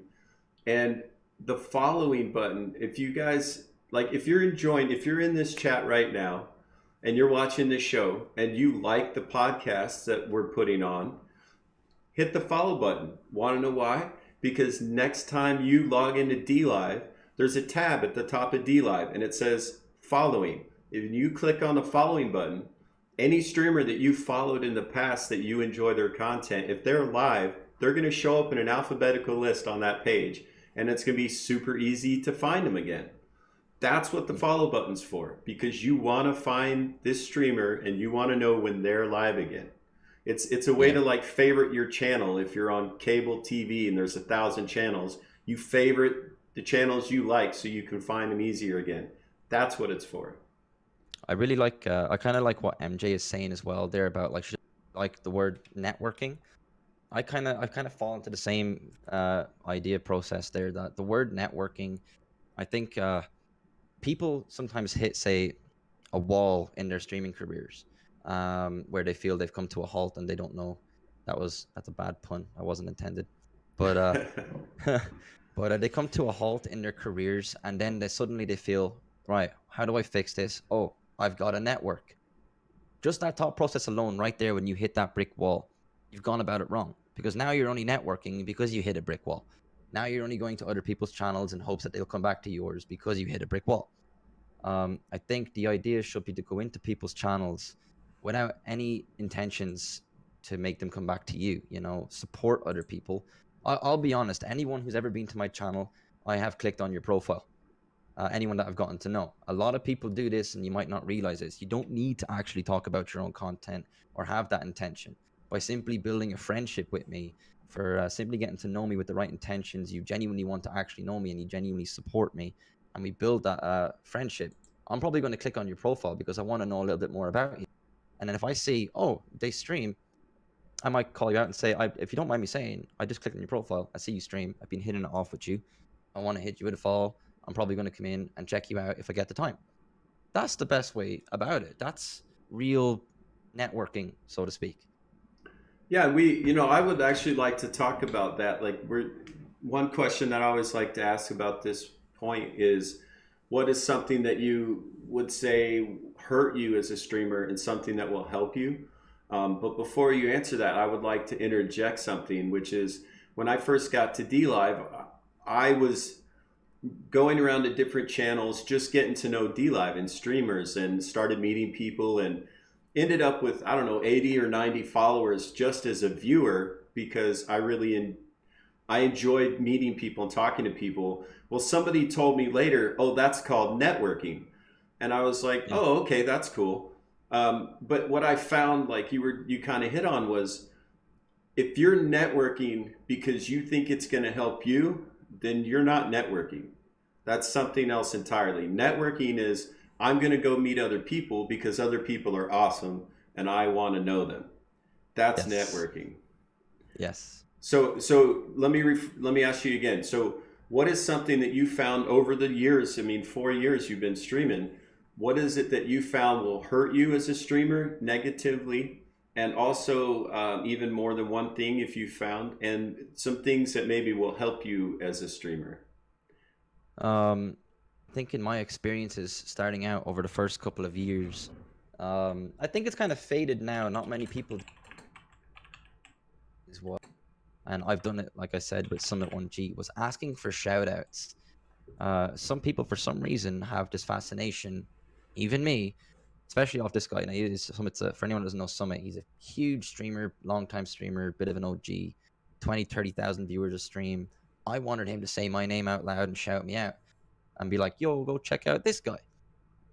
That's so wrong because now it made me look like I was going to, I'm trying to look for a fast track to success off of him and his hard work. Mm. Um, I started to experience that, and I think it can hurt someone who's growing as a streamer as well. And the reason it can hurt is the amount of effort and the amount of your life you really have to put into a stream to start building a community and building those friendships for someone to come in to your stream and ask you to just say their name and tell them to go, oh, go follow so and so, whatever their name may be. They're coming to steal your effort, steal your hard work. That can be really in a way. Now this might be might be an over the top word, but degrading to the person who's putting in a lot of work when you ask that person to do that for you, because all that time wasted in someone else's channel trying to get people to yours and ask for shout outs could have been used to stream yourself. Right. And like, why are you in my channel saying check out your content? If I click on your profile, you're offline because you're in mine. Like, what are you doing?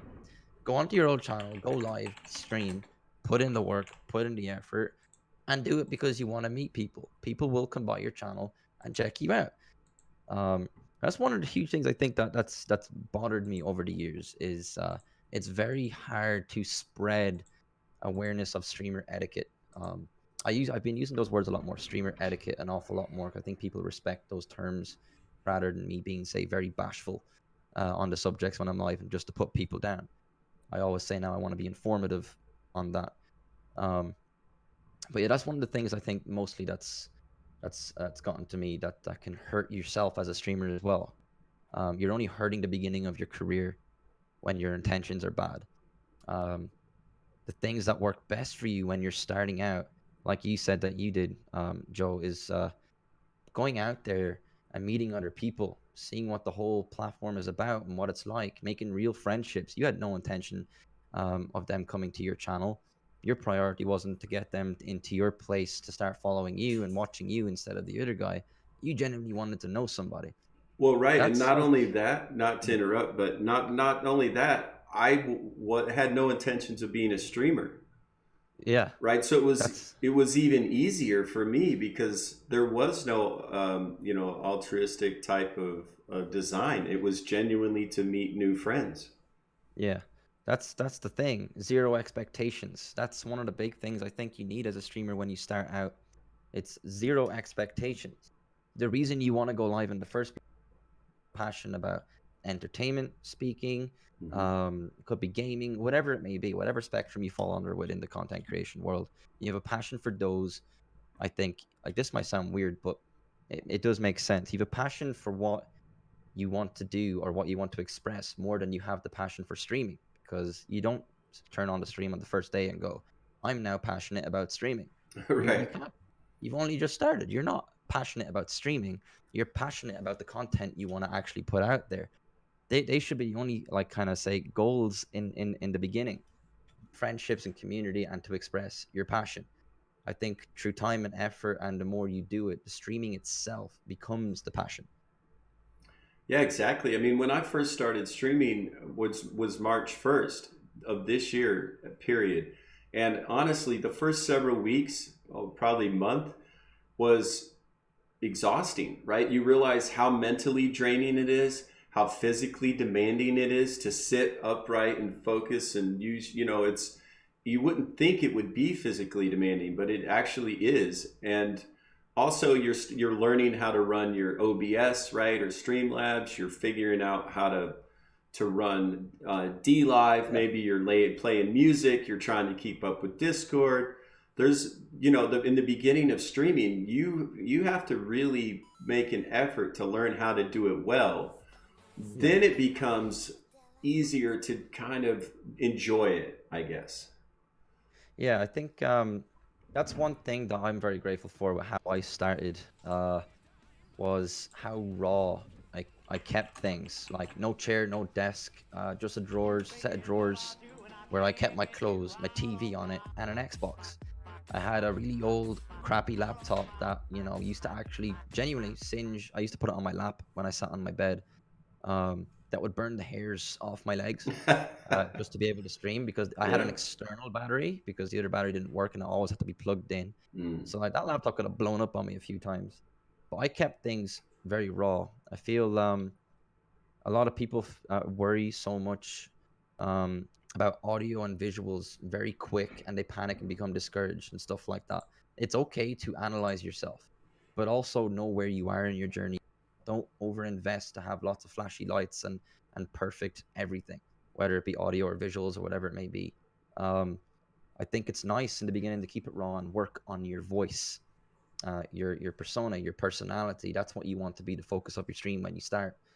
If you're in it for the entertainment purposes, say. So I'm glad for the first 6 months of streaming, I did not have a big fancy setup.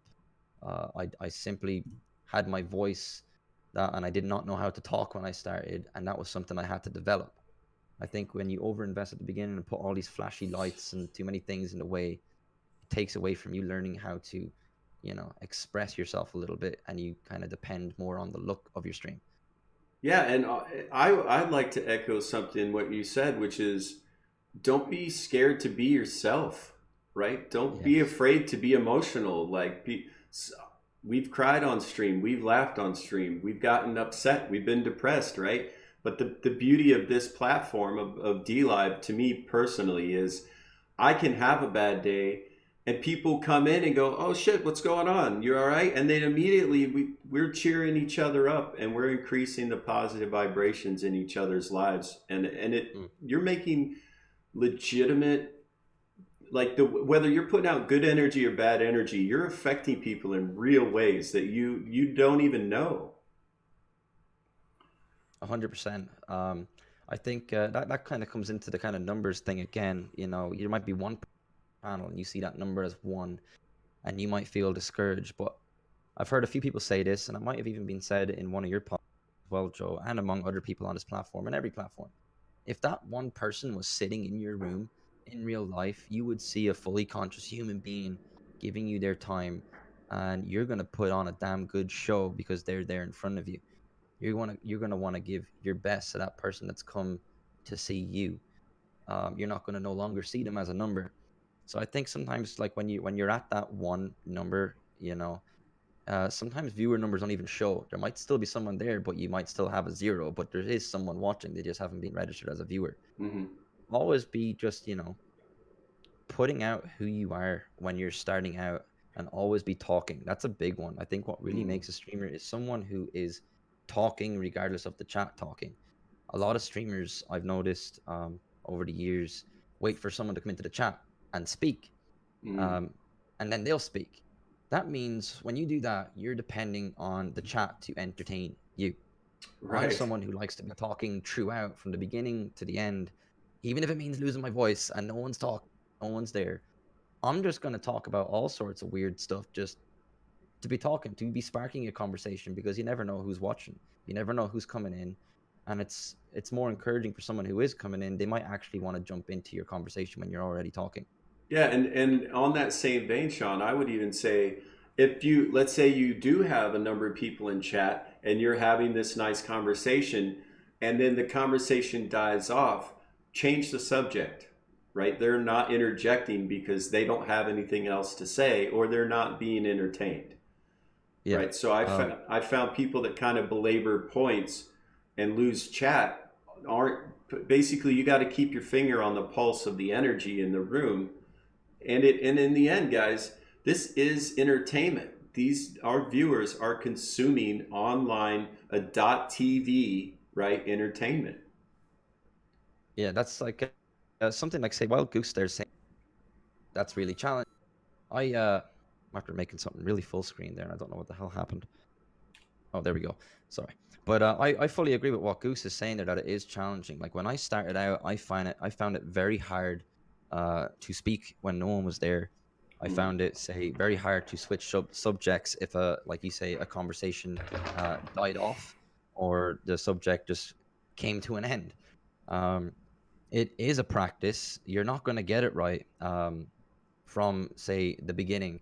And of course, as you're growing and you're low, say, in it is the perfect time to actually learn how to speak when no one is there.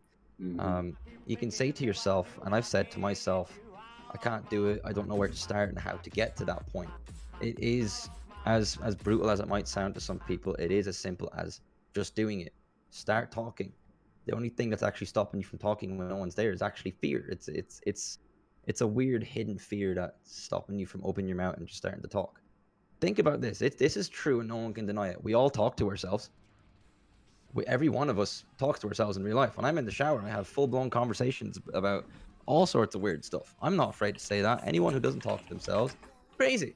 They're the crazy people. You know what I mean? So Exactly. I implement that into my own streams myself. If no one's there, I'm gonna talk to myself because I want to keep a flow going and I want to encourage other people to speak when they come to my channel and they already hear me talking instead of me being silent. If I go into a channel and there's not a word being said, a lot of people go through it. You can be streaming for hours and not said a word because your chat's not talking.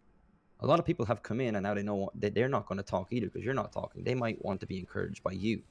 They shouldn't have to encourage you to talk. It's meant to Well, be you they're, entertaining them. yeah, exactly. That right there, exactly what you just said. If you're the streamer, you're the one providing the entertainment. Exactly. Oh no, I taught Cincy how to spam lemons. Yeah, so I I only mean, learned that recently too.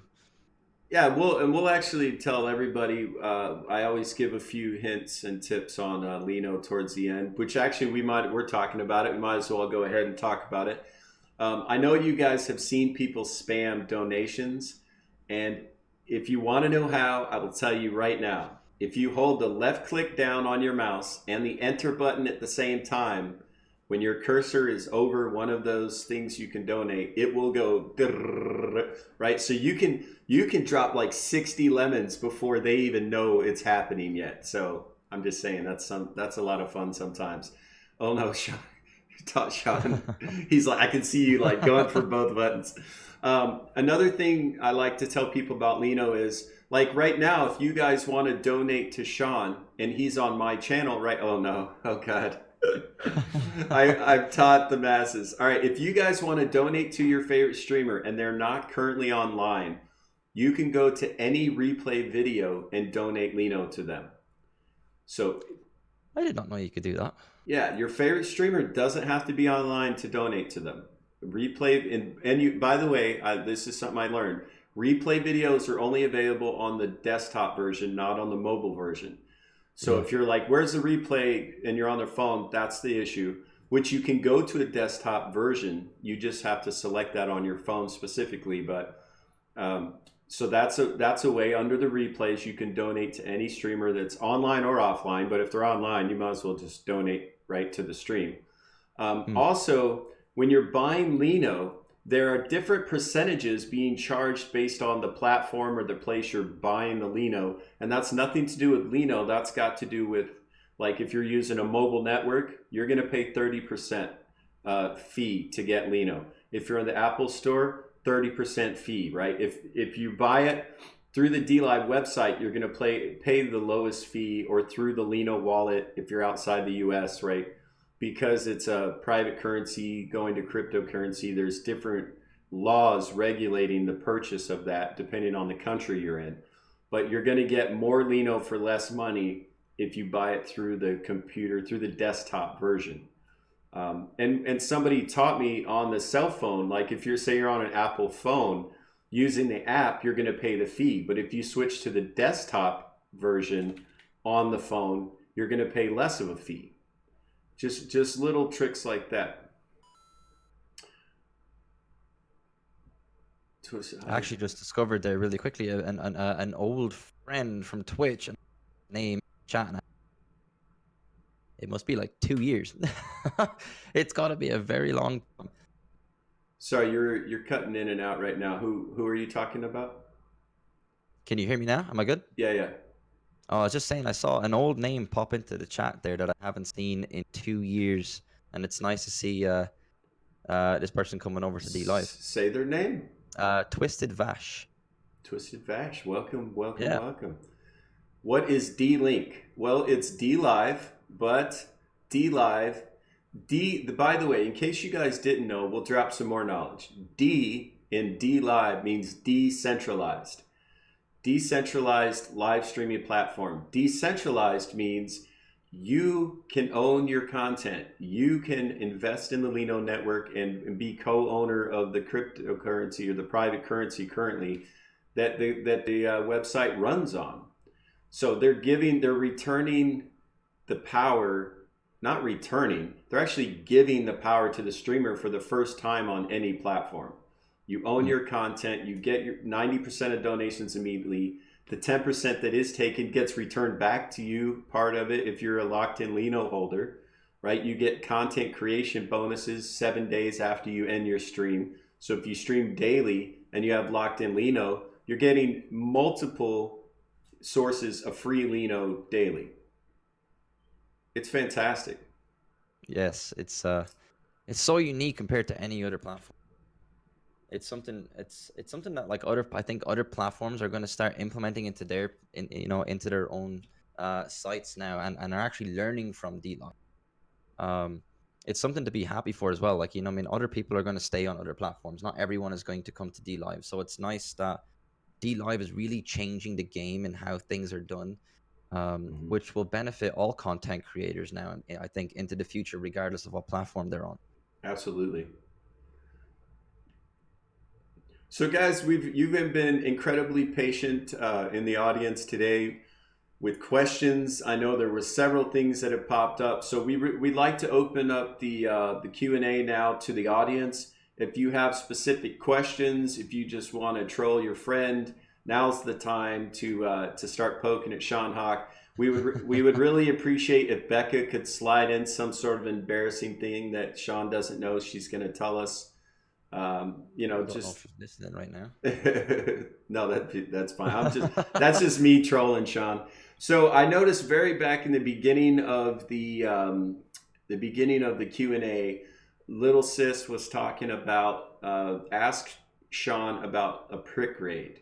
So I have some experience or knowledge seeing that happen, but what is your take on that? And what is it for those that don't know?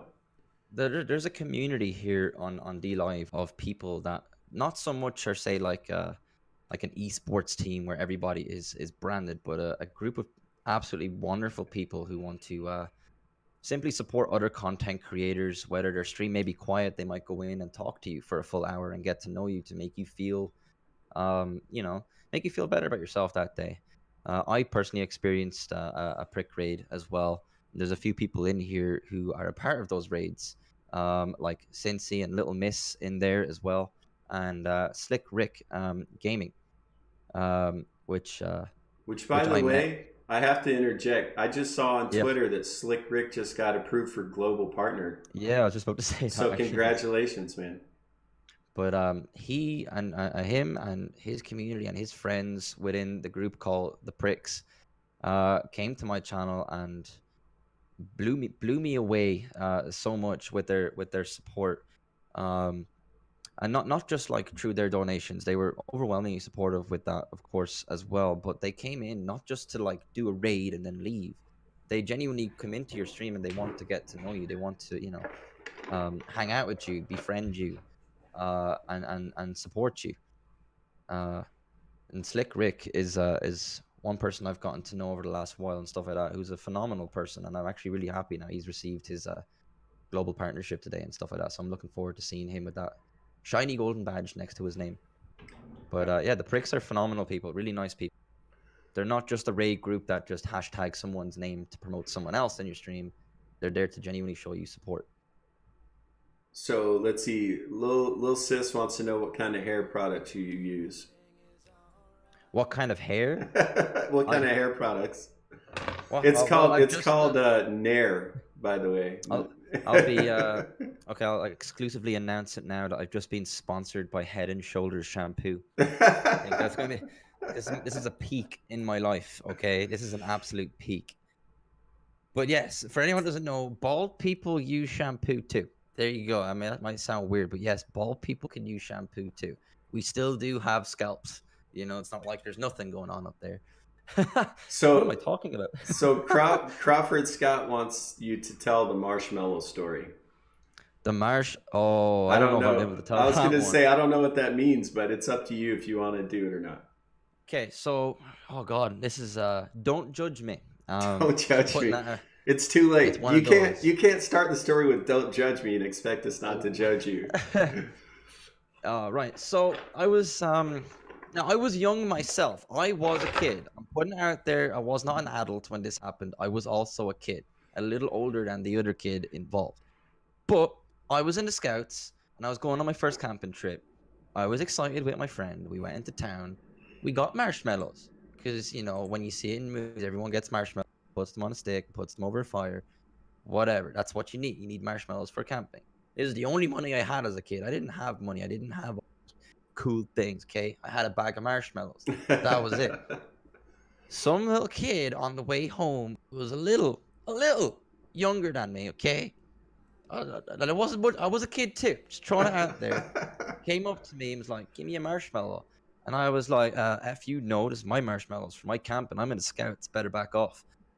And he grabbed my bag of marshmallows and ripped it open, and all my marshmallows went all over the road. Oh, And I reacted, and he fell, um, totally accidentally, and I ran away, and I quit the scouts because I was so upset over losing my marshmallows. wow. Yeah. That's just sad. That's not funny. Why would you want to why would you want him to tell that story? I feel He like loves you that story because he always says I hit a kid. I didn't hit a kid. I was a kid that hit a kid. He stole my marshmallows. It yeah, became exactly.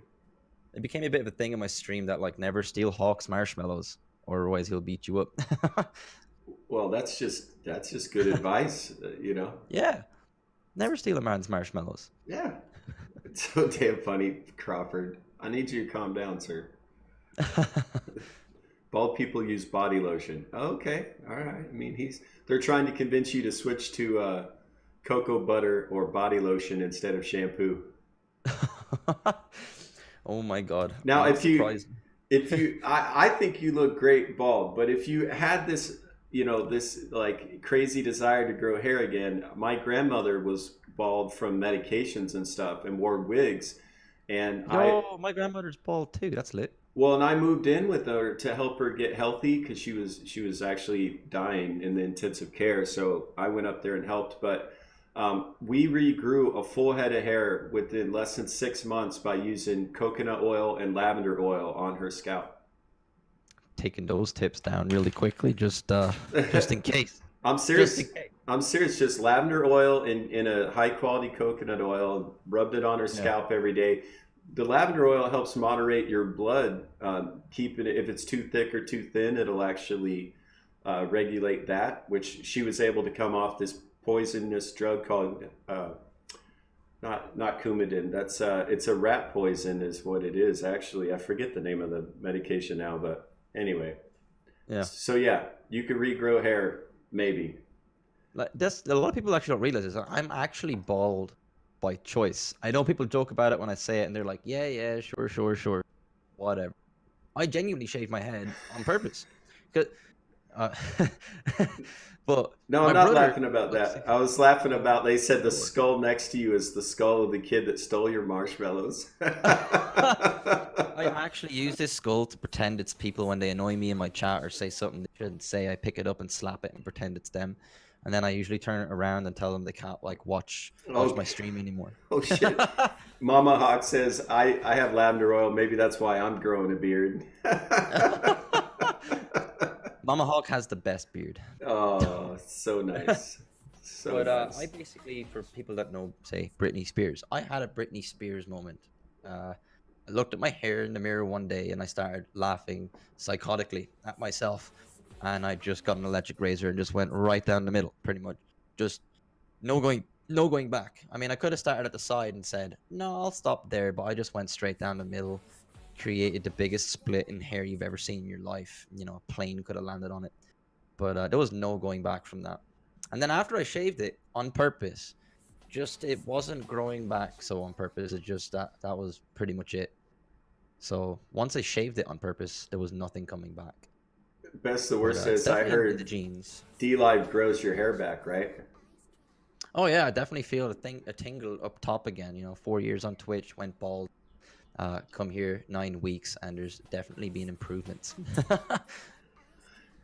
Now I'm seeing there's been an increase in ice creams, lemons. People are they're normally we don't what's up Drop Dead. Normally we don't get into alter egos on the show, but honestly, like people would riot if the Tree Time Champion didn't make an appearance on this podcast. So guys, Let me if see if you I can make it possible really now look, quickly. anything you donate in the next few moments is going directly to SeanHawk. But if you guys want to get him showing his cut scenes, lemons, ice cream, diamonds, whatever you want to see, anything. Oh my God, AutoWorks is like. Are you able to, right, just tell me if you can, oh, Wait, was I on a deep voice there? Yes, yes, yes. What about now? He sounds a little sick. It sounds like the Tree Time Champion. The tree time? The greatest to have ever done it! Ever. Ain't nobody as good as me. I'm the best. Okay? Goddamn. I'm here at my man Joe Holt. 2 time. On the tree time. 1, 2, 3. Okay? Ain't nobody as good as me. And I see your ice cream. Now I'm gonna show you how I eat it. And I wanna know how you eat your ice cream. Okay? Don't look at me. Don't you dare look at me. Now.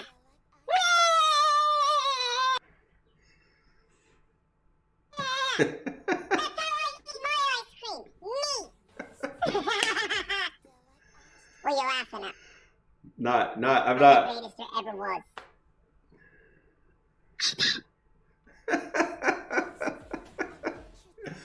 Oh, it makes my face hurt every time. Oh, it's so much fun. I didn't think I was going to be doing that on here. What in God's name has Zed made? That sticker. Oh my God. Wow. Yeah, that's almost Klingon-ish. What happened to my face? Oh, damn, Zed. Zed bullies me. That's an example of someone who bullies me. But I love it. I like when he does. Because Yeah. we're at that level where it's funny. So, I did not think I'd be doing that on this stream. well, I was like, your audience is demanding it. So, guys, SeanHawk, I just put his link in chat. If you enjoy the 3-time champion, definitely go over there and drop him a follow if you don't know who he is. But I'm not even gonna get him to do the other stuff because honestly, it's worth saving. It's worth going to his channel. He's got at least 3 scenes, right? For diamonds, 3 for 4 for diamonds now, 4 for guineas, 2 for jets. I even have a little thing for lemons, and then the ice cream thing that you just saw. That one kills my jaw by the end of the day, but it's worth it, because people will laugh. Yeah, and I've seen you lose your voice and have to use like replays because you just can't do it anymore. Yeah, it definitely does take it out of me. I I think with the voice changer and stuff like that, the volume kind of gets a little bit lower, so I have to exert that little bit of extra energy. You So my have jaw, my to. tongue, and the whole lot is yeah. Well, I Ah. want to, Like, but it's definitely something that I have to exert a lot of energy into, and it definitely does hurt the jaw. And sometimes I do get a little bit lightheaded, especially when there's one ice cream, I do it, and people are like, "Lol, let's see that again."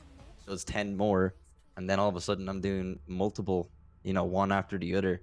Um, it definitely affects my jaw a little bit. It does hurt, but if people are laughing, then it's worth the energy. I'm happy to do it pretty much. that's awesome. I mean, honestly, it's one of the things that you're most known for, obviously, are your cutscenes, right? I mean, a big part of why I wanted to have you on this podcast is we're trying to humanize the streamer, right? Like Yeah, you can take off your persona, you can just hang yeah, out and have a conversation, and that's why I'm not going to encourage you to do more of those because I want you to still be able to yeah, be in chill mode. yeah. But you said something that I really before we started the podcast, which was you feel like a lot of people just see like a little plastic figure in the little corner and forget that we're human beings. Yeah, I think that's something that I've been saying a little bit more of recently when I think I've got a lot of experience in streaming, and coming here I've landed in what I like to do in my content, which is for example being extremely weird or acting the fool. But I tried to point out that some people, not everyone, it's a minority, it's a minority that I don't usually care about. But just because I act the fool doesn't mean I am a fool. Exactly. Is what I usually say. Everything I do on camera is to entertain. To have fun, to make friends, to make people smile or laugh. Um, but in real life, only if it's not, I'm not just straight up serious when the camera goes off. But in the right times in life, I can be serious too, and I can hold a conversation on any said subject that has some common sense to it Hmm. without having to wiggle my tongue around 90 miles an hour. Yeah, exactly. And I could tell that you're just because of your interactions with chat that you have a big heart and that you're intelligent, you're insightful, you're empathetic, right? That you're a very passionate person, and it seems like you even have to kind of hide some of that sometimes during your show because you're trying to Yeah, stay in character. of course. Yeah, there are times I'm not afraid to say that um, say more serious things come up, and I have to be a little bit say more real. Hmm. But sometimes that is okay to touch on those things when I am live as well. So long as it doesn't fall down like say at a really negative path. Sure. Um, like you can definitely talk about certain things without them being very very negative, and I'm happy to touch on those subjects in that way. So I don't mind being a little bit more real, but I like to also, I don't know, for some people with content creators, there is that say that moment that makes you smile, that makes you laugh, and that's what they want to see in you, and I'm happy to stay professional in that way to showcase that side. But of course, outside the streams in real life, I am a person with emotions, with thoughts and things I care about and dislike and like and hate and love. Um, I just don't always focus on all those things on stream. I try to stay on a particular path, um, to just produce the best content that I'm capable of producing. Well, while we're on that subject, what for those that maybe don't know you that are just tuning in and finding you for the first time, what is it that you enjoy streaming? I mean, are you a gamer? Are you, At chatting? heart, at heart, I'm a gamer. Honestly, coming to this platform, I've been doing a lot more of chatting. Hmm. I've found that I'm able to speak a lot more on a lot more subjects, and I'm also able to implement, say, my experience in streaming, and share that knowledge with people who are just starting out on a platform that's growing like this.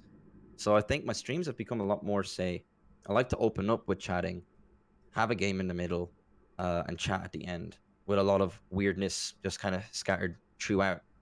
So I think that's kind of like what's making me happy right now. I definitely like over the years and most throughout the majority of my streaming career up to now, I've been mainly, say, someone who plays, games. I love horrors, RPGs.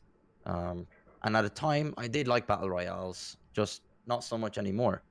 And I think starting fresh on a new platform as well is allowing me to experiment a lot more again. It's lighting that fire and passion in me again, like it's also new and fresh, like it used to be all those years ago.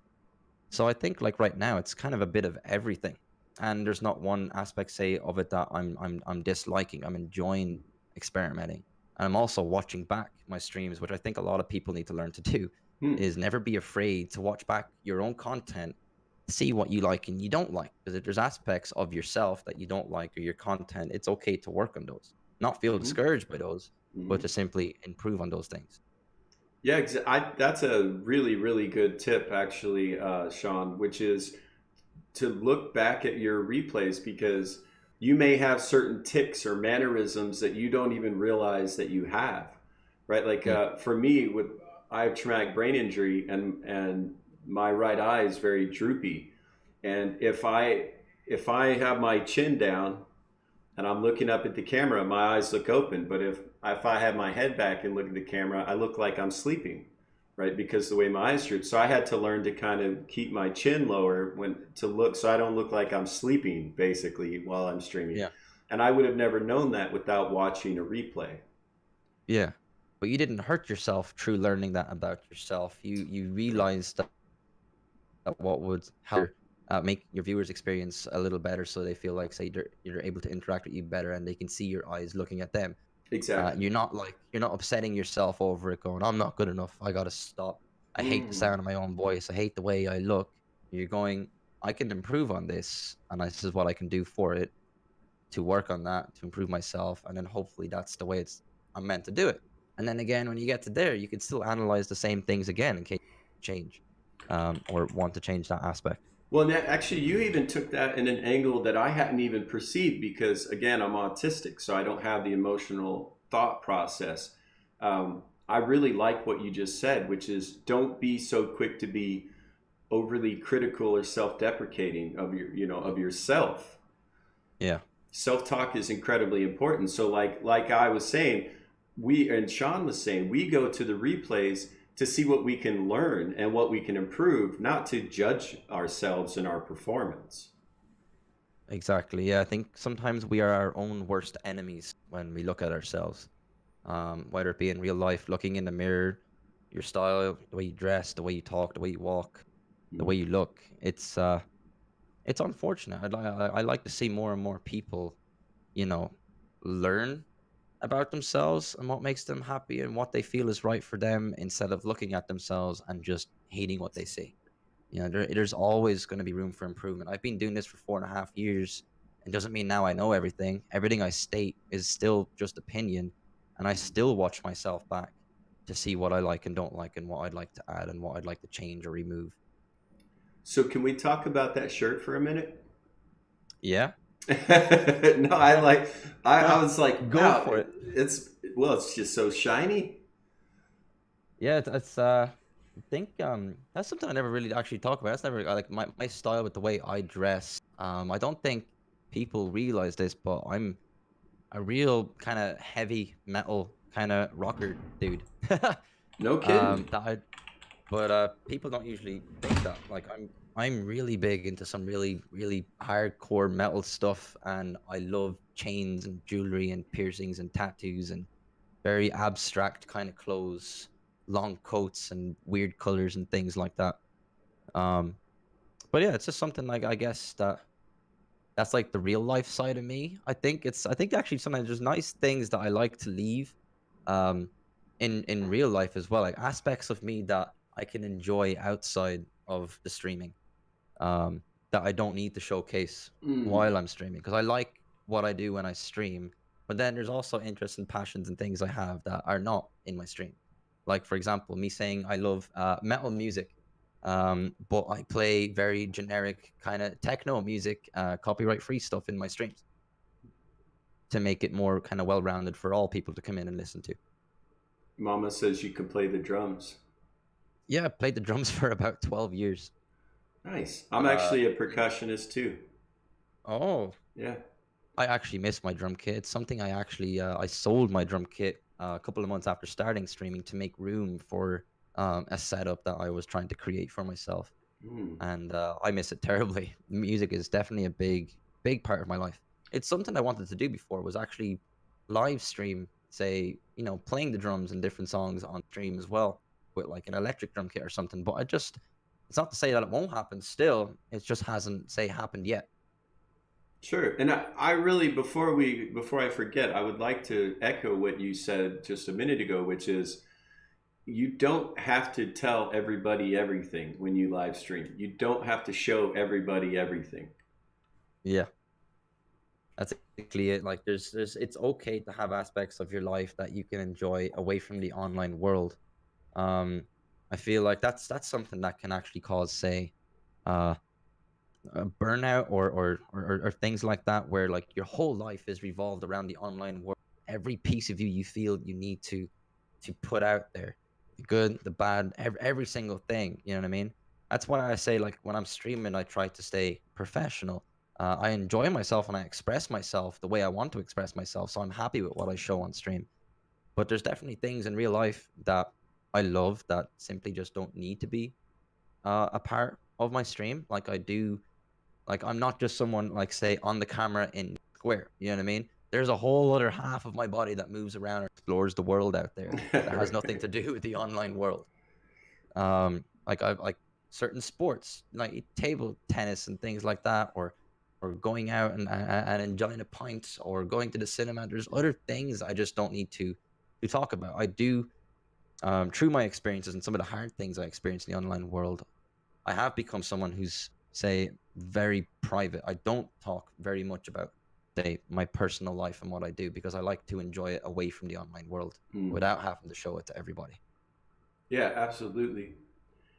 But I like that's and again, that's partly why we do these live podcasts, the fireside chats, is because there's so much more to all of us, to every Yeah. streamer, than what you guys get to see. And we kind of hit on this earlier, and I'd like to circle back around to it, which we were talking about ethics in terms of chat ethics and online communication ethics. Um, if you want to get to know us, guys, come in the channel, hang out a while, ask questions, right? If we feel Yeah, comfortable, we'll answer them. But exactly. to come into a channel and assume that what a streamer is presenting to you is all there is, you're doing yourself a great disservice, right? You're losing a chance to really get to know another incredible human being. And Yeah, so, well, go ahead, go ahead. no, I was just gonna say, like, yeah, like you saying, like, you're kind of limiting to that person to what they are on camera. Like there is nothing else to them. Like we said earlier, just that plastic image. That's all we are. We're just inside a frame, and that is our world. When our world is just as big as yours or anybody else's. And that's one thing, like, I always like to, like, say, notice about other streamers, that these are other people with their own lives and their own things going on. And I'd like to get to know a person in a stream and know all about them, and not just the streamer that's in the camera, but then if you even go to a different place, that the viewers and the communities who are just look like a name in the chat, they're also people, Hmm. that you're able to get to know as well, not just the person in the camera. I think it's a huge thing when you go into a community to not just try and befriend the streamer, but to also befriend the community that is within that channel as well. Exact. That's a damn fine point. I mean, I've noticed myself from being on the platform now for a while. When I go into a streamer's channel, I'm excited because I know not only do I get to say hi to that streamer, but I already know at least 5 to 10 people that are going to be in their chat hanging out. And when you say hello and the chat explodes, everybody's saying hi to you, that's how you know you're doing it right. Yes, exactly. Like I love the feeling now of going into a stream and there's people within the too as well. I don't feel make I always say, like, don't make yourself feel isolated in the channel. Like, the people that are there watching too also want to get to know you. They want you to be a part of the community. And I always encourage that, say, with mods and communities and channels. If you see someone new coming into your favorite streamer's channel, welcome that person, because they might become your friend. They might become a part of your community. sometimes being someone new in a channel can feel isolating. Yes, you want to get to know the streamer and see what they're about, but it can be a little bit lonely as well when you don't know the whole chat and the chat is flowing and you feel like you're just on that one line of text and you're not mates with everybody in there as well. So it's nice to I think it's nice to get to know everybody within a channel and not just the person on the camera. And so while we're talking about ethics, let's talk about the community standards of DLive a little bit, which is we do not allow hate speech and we do not allow cyberbullying. And if Sean, if you wouldn't mind talking about what's the difference between good-natured trolling amongst friends and cyberbullying? I think for example, with some people who say talk about my bald head, seems like the most common thing to bring up here. Most people who banter with me on that level know me or have known me for a short while, or we banter back and forward, or we've built a level of a friendship that allows for that light-hearted trolling, so to speak. If you don't know somebody and you're not on that level of friendship and you don't know about their personality and they don't recognize you or their name or your name, and you say something to somebody that's maybe not so nice, just even if it's with good intentions to join in on the banter, it might be looked upon differently because, well, the person you just insulted, even if it was in a friendly way, doesn't know you. You wouldn't walk up to a stranger who's having a conversation with a friend and they're trolling each other and go, "Ha, you bald person." You know what I mean? Because you don't know them. So I think it's nice to build, a level of friendship with a person before you get too deep on the trolling. And then obviously there's common sense after that. If you start getting a bit personal on certain subjects, like the typical common sense subjects that you should stay away from within the streaming world. Sometimes for a lot of streamers, it may be, say, political, religious, discriminating, or racism. Everyone knows in the world there's jokes about all subjects. Some subjects should simply just be avoided because they're not funny. And within the streaming world, a place that's open to all cultures and all people and people from all walks of life, it's just nice to have a level of respect. Exactly. And Frozen, what's common sense? What's that taste like? You can't assume that everyone has the same level of common sense.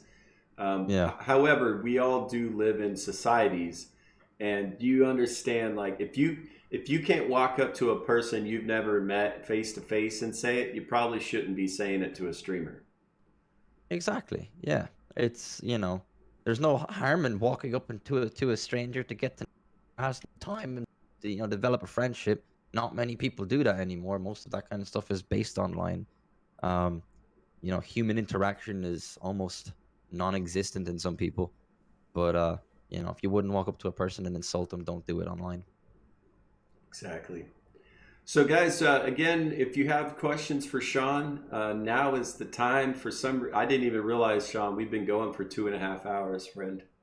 Seriously? Yeah. Which I've is been enjoying fine. myself though, so Yeah, and so there isn't really a time limit. I just was surprised. yeah, it's nice to go with it. Like I was happy to, give my time fully to this for the evening. So yeah, if anyone does have any questions, feel free to ask. Well, Streaming or personal. I'll ask you a streaming question, which is, what is your schedule for streaming? My schedule as of late has been kind of it's things like have been happening so fast here on DLive that like I've had a lot of busy times outside of the stream now as well that I'm still working on the stream, but I need that time outside the stream to work on things too. Mm. But the gist of it is meant to be 6 days of the week. It's usually meant to be Monday to Saturday, starting between 3 and 4 p.m., say Irish UK time zone, and then onwards into the evening for 5+ hours, 6, 7, possibly 8 some days. But it's kind of become that there's kind of days here and there now that I think I just need to take this day off. So because I take that day off, I'll stream on the other day that I would have taken off instead. I think that's actually a subject as well. I could throw advice into there. A lot of advice that's given to streamers starting out is schedules, consistency, which is all well and good. But if you're not feeling the schedule that you've given yourself, you're only going to discourage yourself or burn yourself out. Starting out while experimenting, it is okay because there's always time to start again. There is always time to start fresh. It is okay to go live when you're feeling it.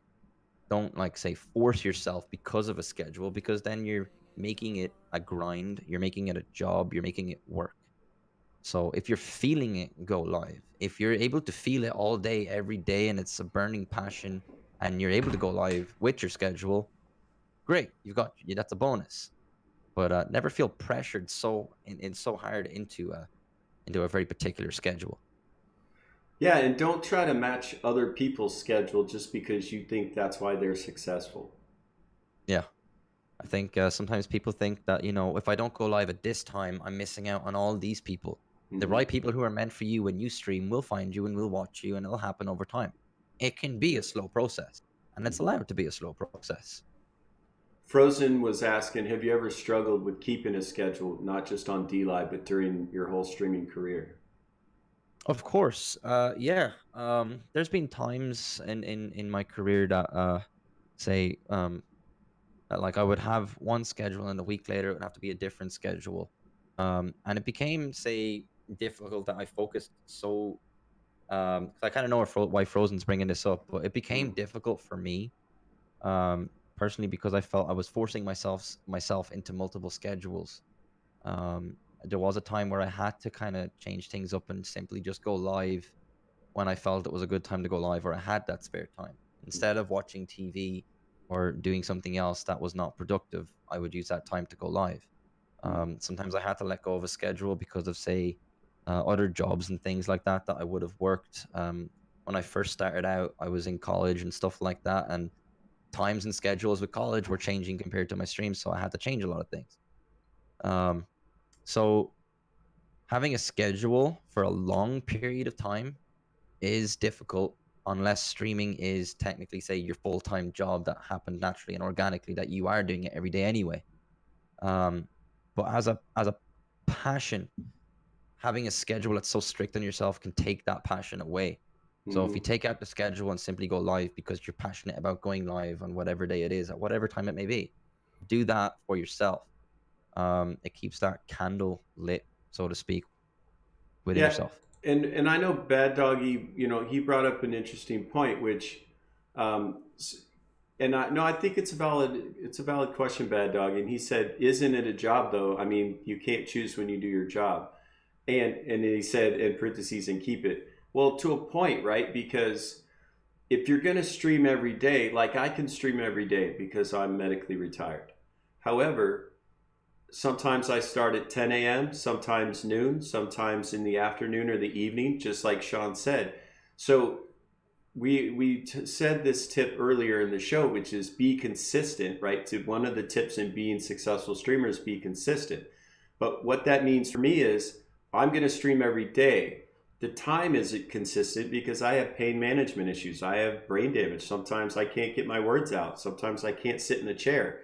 And like Sean said, if I try to force myself to be here at a specific time every day, you guys wouldn't get the same quality show, basically. Exactly. And Yeah. if you can't stream every day, then you do need to be a little more consistent with your days and times because people are going to have a harder time finding you. And there's so many things available, they're going to forget about you if you're not consistent. Exactly. Yeah. Like, it's all about keeping that passion alive for yourself. If streaming is your passion and there are times throughout the day, whichever day that suit you to be able to go live because you're feeling it within you that you want to go live. And you're able to go live. Um, there have been times where I've pressured myself and that I've given myself such a strict schedule with streaming in the past, um, while experimenting with times that I wanted to stream. That I had a schedule one time that was like, say, 6 p.m. every day. I'm going live no matter what. There was days where I couldn't pull it together because I strained myself so much to meet that requirement for myself Mm. that going live ended up ruining the vibes, made it quick, made it short. The quality was gone. I wasn't myself. It was more of a chore. Mhm. So taking that away There was days I would get up and I'd be like, I want to go live now. Screw it, I'll go live. And there was other days I'm like, I'm not feeling it right now, and then kind of want to go live now. I'll go live because I'm feeling it. That was my feeling. I was going with the flow with it.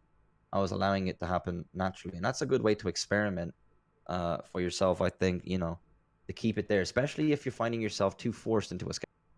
I mean, if you're able to and you're comfortable with it, and it's easy for you and your mindset to be able to control a schedule well, of course, go with it, because it can help people that are watching you know when you're going live, which there's no harm in that. It's more so I'm kind of speaking for, say, people who really struggle to hold that schedule. If you're finding it's killing you and burning you out, don't pressure yourself so much into holding that, because it's probably more damaging for your content than helpful. Yeah, and we'll echo, this is a perfect time to reiterate something we said earlier. The following button on DLive, there's a tab right in the middle. It says following. If you want to know when your favorite streamer is live, you follow them. Then when you click on that following tab, if they're live, you can find them.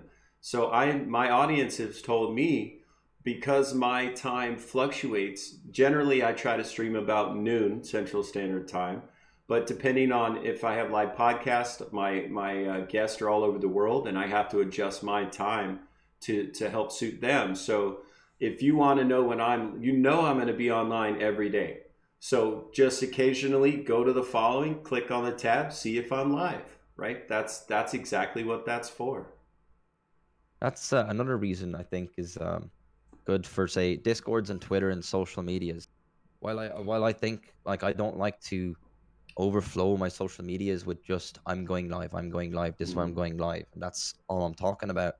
I like to add a little extra content within my social medias, but having your community in a place as well outside of your stream where you can communicate with them. I use Discord a lot. That I will put it in my Discord on the day saying, I've got some things I've got to do today. Don't wait around on me. I won't be live at this time, but I'll do my best to be live at said time. Which is, you know, me respecting my own community. Like when I've said that, like, this might be my schedule, but it can change. So I'm just respecting them by letting them know that I might not be at this time today. So please don't wait around. Go about your day. There's lots of other great people out there. Go check them out. If I can be live, I will post it in here. I will let you guys know on Twitter. And if I am live, there is the following tab where you can find me as well.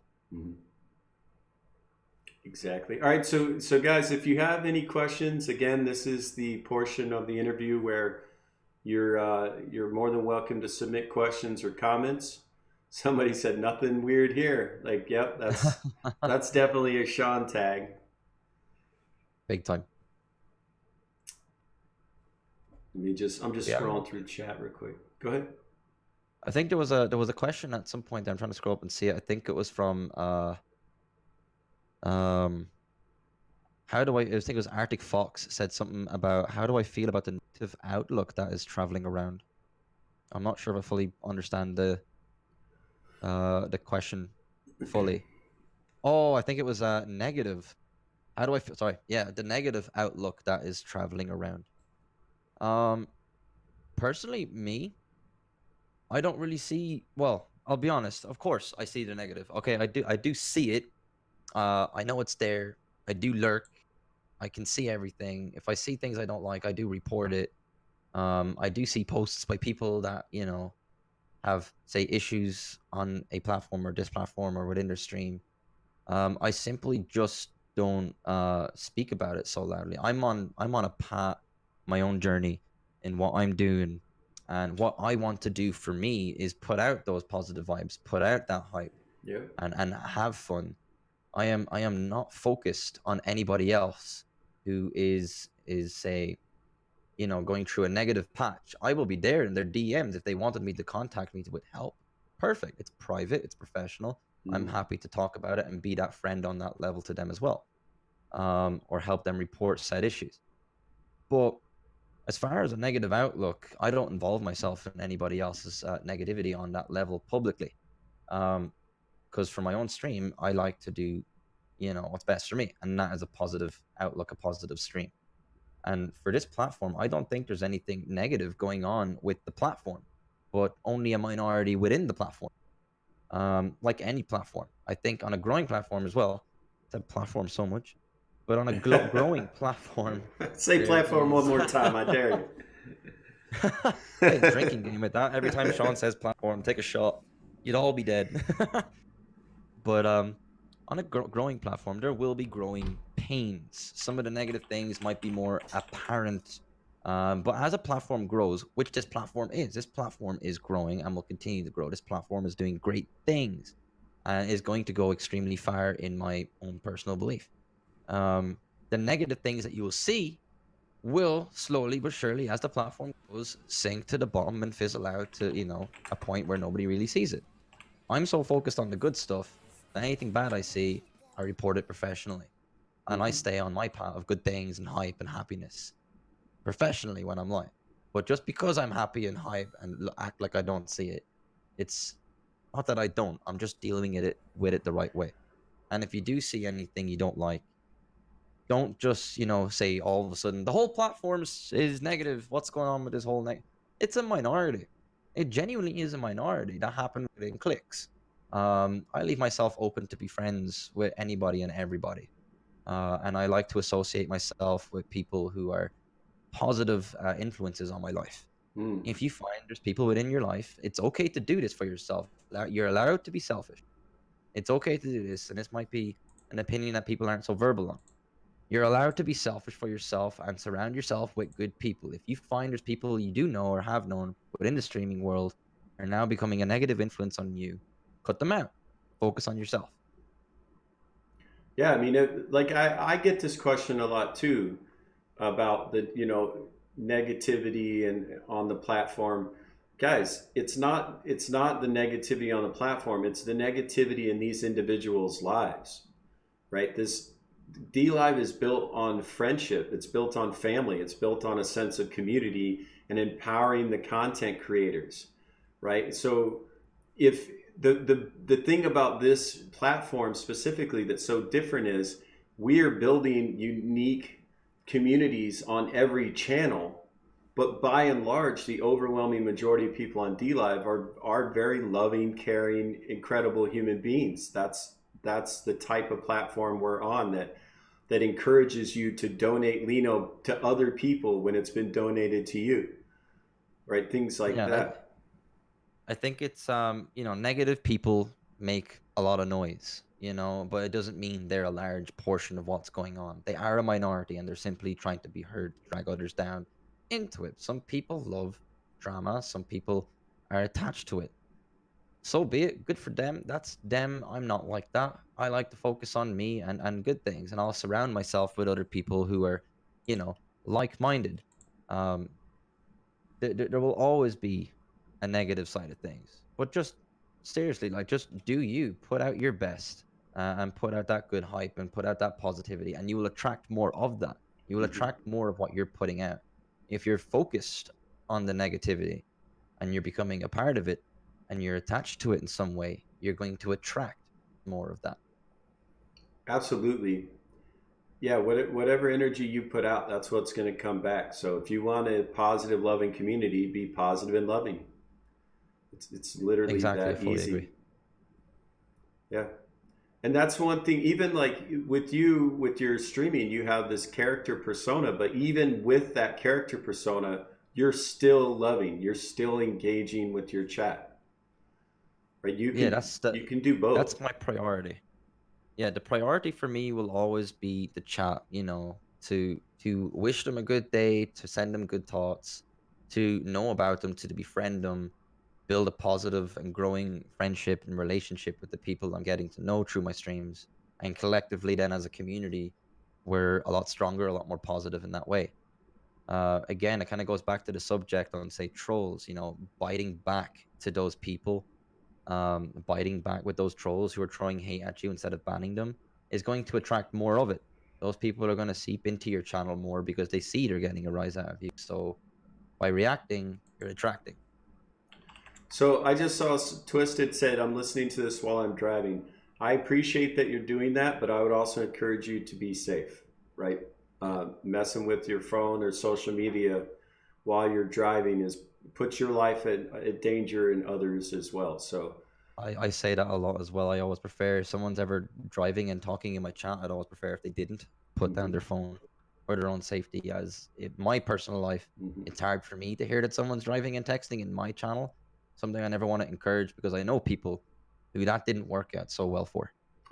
Yeah, yeah, me too. Actually, very. Yeah, it's a tragic thing, guys. So we really, while we appreciate that you're here, and if you want to open up the stream and set it next to you and drive, that's fine. But interacting with it while you're driving is dangerous. Of course. Are you Gandhi because you speak awesomeness?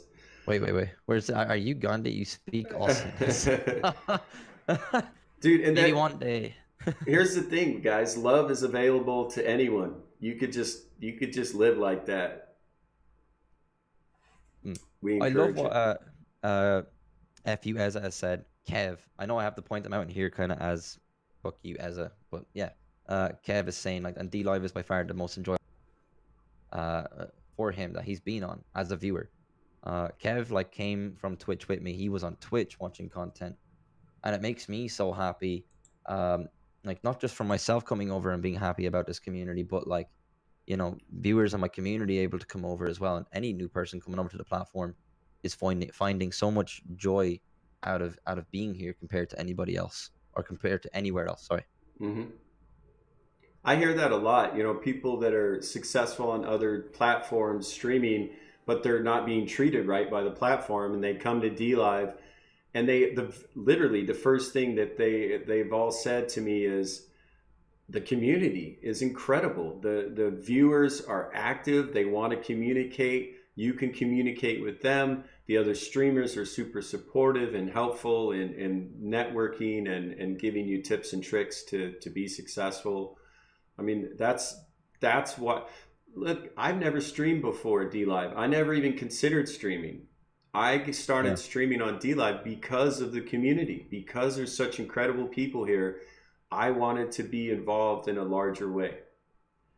Yeah, I think what you're doing, considering like how long, say, you have been streaming and stuff like that, that like you really seem to have taken the time. I love to see that in a person. Like you took the time to gain that knowledge and support others before you even streamed yourself. So like your etiquette and your knowledge within the streaming world was there, and it's, I think people can learn like from that, from you and other people who do things similar, that don't just come into the streaming world and just stream. If you're into streaming and you don't watch streams, are you really into streaming? You know what I mean? Yeah. Like learning about the whole ecosystem, about how the streaming world works, can be a really beautiful thing, and it can help you on your own path as well. Absolutely. And Crypto Gamer, a new buddy of mine, Jamaican streamer, I love him to death. He's new to DLive, and he said, Sean, your stream is the first I watched when I came to DLive from PewDiePie's channel. I was greeted with a warm welcome. Keep the positive vibes.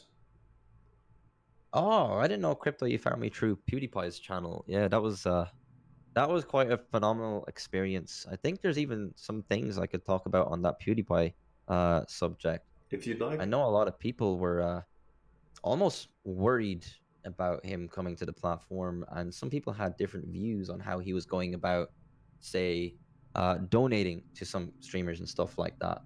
And for those who did experience like what they did with PewDiePie, like it's a beautiful thing, but it hurts at the same time sometimes that I feel like, did I do something wrong because you feel that he should have donated to other people who aren't doing well as streamers or as a streamer?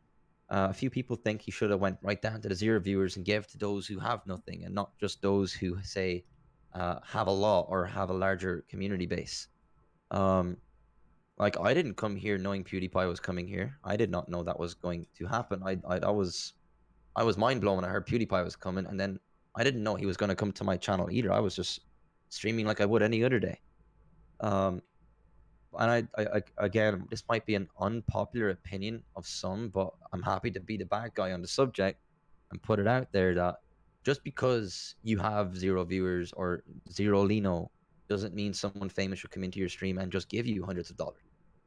I think how he went about it was smart, with the help of DLive and stuff like that, and the list that he had that was given to him to go around and do what he done. it can be dangerous sometimes giving to somebody who's just streaming on that day. You know what I mean? Because then that will take away from those who are working hard on the platform before they even knew that he was coming. Uh, I think there was a few people that only went live on the days PewDiePie went live in hopes Mhm. of getting a donation, which is kind of hard to hear from some people. But again, in a good way, I'm glad I heard from those people because it now shows their intentions, that they were more so money driven.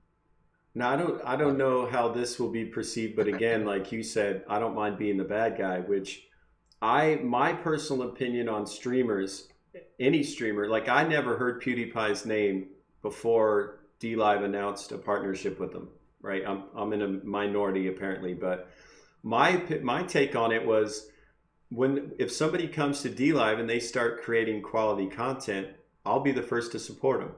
Period. yeah, That's why I support people on DLive, because they're producing quality content. So I actually refused to stream live during those events because I didn't want to be a part of it. Right? It was my mm, silent way of protesting.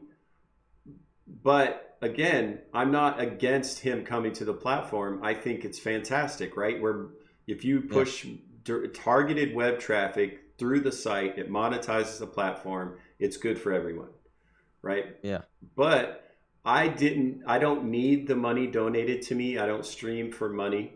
So I don't need the recognition, right? The people who love my content find me, the people who enjoy these conversations follow me, they come back for the next one, they tell other people, right? Like I believe in that organic, slow yeah. growth. And so, You went about it the right way. Like Zonda, same thing. He didn't go live on the first day PewDiePie went live because he believed there are other people, say, more deserving. He say might have known about PewDiePie coming to the platform. Other people might have known about him coming to the platform. And then there's people that only streamed on the day he's coming to the platform. I think it's a beautiful thing that like you were here before you knew he was coming.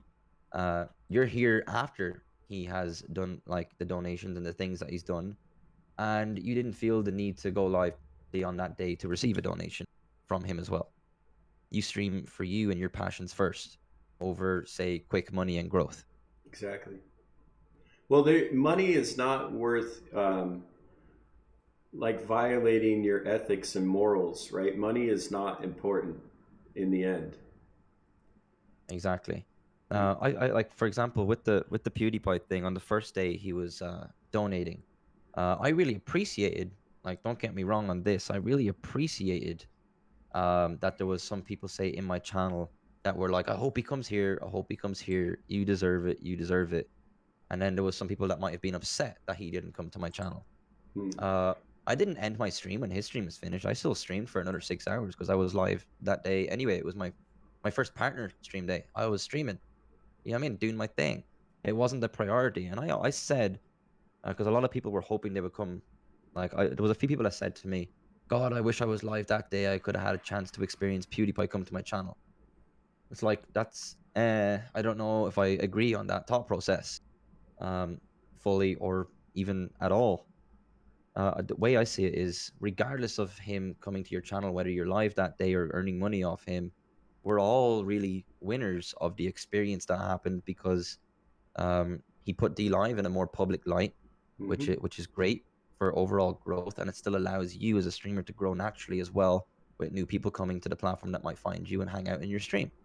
For Exactly. those that didn't experience donations, but you have locked in points, you would have experienced a 475% increase in your LP rewards that day too. Mm-hmm. So like it was, I tried to point out as much as I could to to my community that were saying it.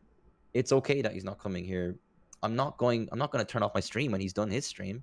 I'm streaming because I want to stream because I'm passionate, and I'm happy for those that experience PewDiePie in their channel and what he will do for them. That's awesome. Exactly. But my experience as a streamer isn't going to change regardless because he didn't come to my stream.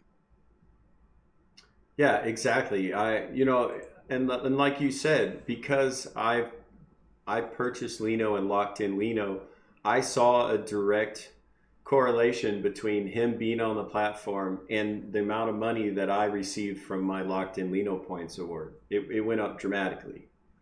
Yeah.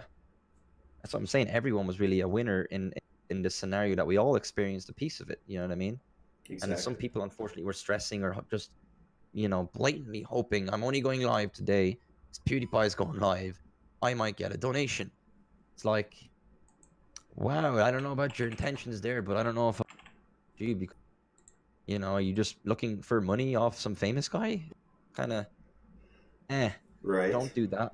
And don't say that so loud, because people will see what you're saying, and your intentions are now broadcasted to the world. Exactly. So guys, if you're enjoying these live podcasts, definitely hit the follow button. Stick around. The reason I'm mentioning that is because in chat, Crash Bandycliff just started chatting a little bit more, and Crash is going to be our guest tomorrow at Very nice. 10 p.m. local time for him, which is 4 p.m. Central Standard Time for me. Tryhard is still on the spam button with the lemons.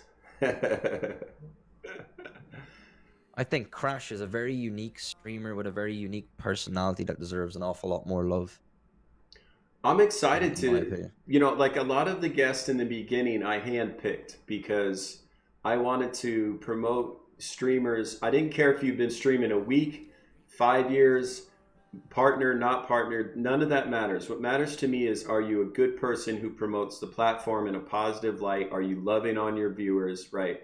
That's what I care about. Well, now we've done enough of these, a couple dozen of these now, where people that I respect, that I have on, go, you may not know this guy or this woman, but you need to talk to them. They're beautiful people. And I love it. I like Crash Bandycliff is one of those streamers that I don't have a lot of experience with, but has come very highly recommended from other streamers. Yeah. He's a unique person, like a lot of other people on this platform who are very unique. And I think that's why there's such a beautiful opportunity on this platform for people all around to, I think, even to experience watching somebody for who they are, regardless of the game they're playing. I think that's something that DLive is really promoting, that it's not just battle royales at the top and everything else falls underneath. There are phenomenal personalities and unique personalities out there that you can, experience and get to know these people and see them and befriend them, regardless of the content they're playing. And for me, I can watch someone for a while and lurk there and watch or chat and not even know what game they're playing the entire time, because I'm there for the person. And I personally love, the weirder a person is or the more unique a person is, the more I'm attracted to them. Yeah, exactly. Like I keep using my buddy Berb, Berb, as an example.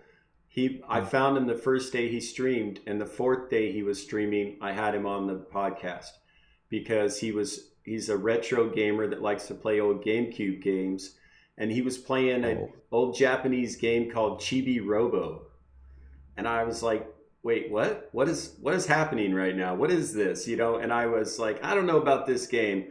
But I stuck around for Bird, and I fell in love with the guy. He's a beautiful soul. He does what he calls cozy streams, super chill, super kind, and he loves these games. He gets so passionate about the retro games that you can't help but enjoy yourself. Yeah, that's exactly what I look for in streams. Someone who's really into what they're doing. That kind of sounds up my alley as well, because I believe I've met Burb on DLive a few times. I'm gonna put his maybe link in chat my channel as well, in case you want to find him. Yeah, let me click on his name, because I have actually had an experience with him and from your recommendation as well, and I trust your word. I'm happy to hit him with a follow to go and check out his content. I mean, he did steal Especially if he streams retro stuff. He stole my cozy fire sticker, for his own purposes, but that's all right because I stole it from Google.com, so no worries. I don't know if the guy in the chat is trying to say I'm bald or I'm bold. Both? The messages be. Can't you be both? I mean, it can be both, I suppose. I don't mind. He likes your bod, and that you're bold, and that you're bald. I'm an egghead. There you go. Happy days.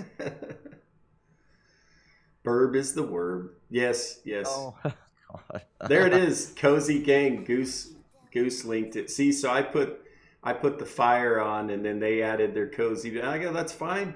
Enjoy. Do it. You know what I mean? This isn't mine.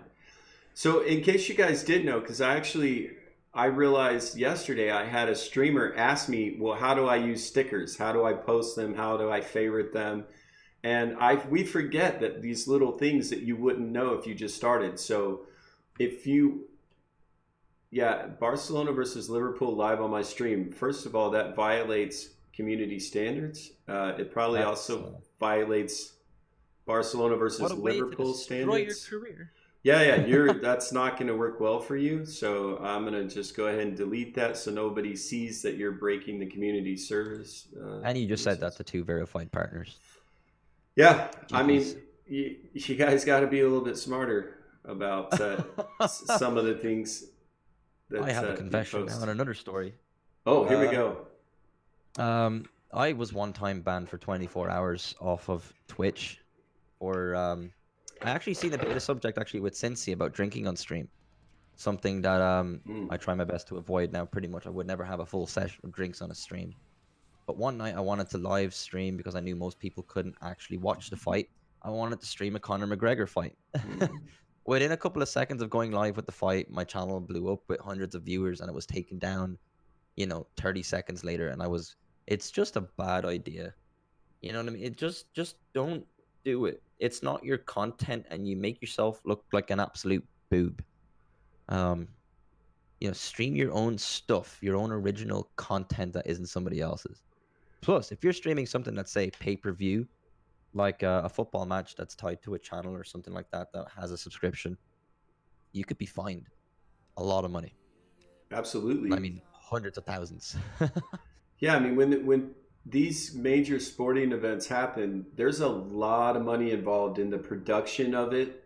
There's a lot of money involved in advertising, and there are specific regulations that forbid. Like when American football starts, one of the first things they used to say was, you're not allowed to reproduce this content without the express written permission of their company. That's true for all sports. That's true for anybody else's content, right? I've had people come into my channel and say, well, how do I stream? Oh, well, that's great. What do you want to talk about? You want to talk about OBS, Streamlabs? You want to talk about hardware, right? You want to talk about networking? And then the next question is, well, what do I stream?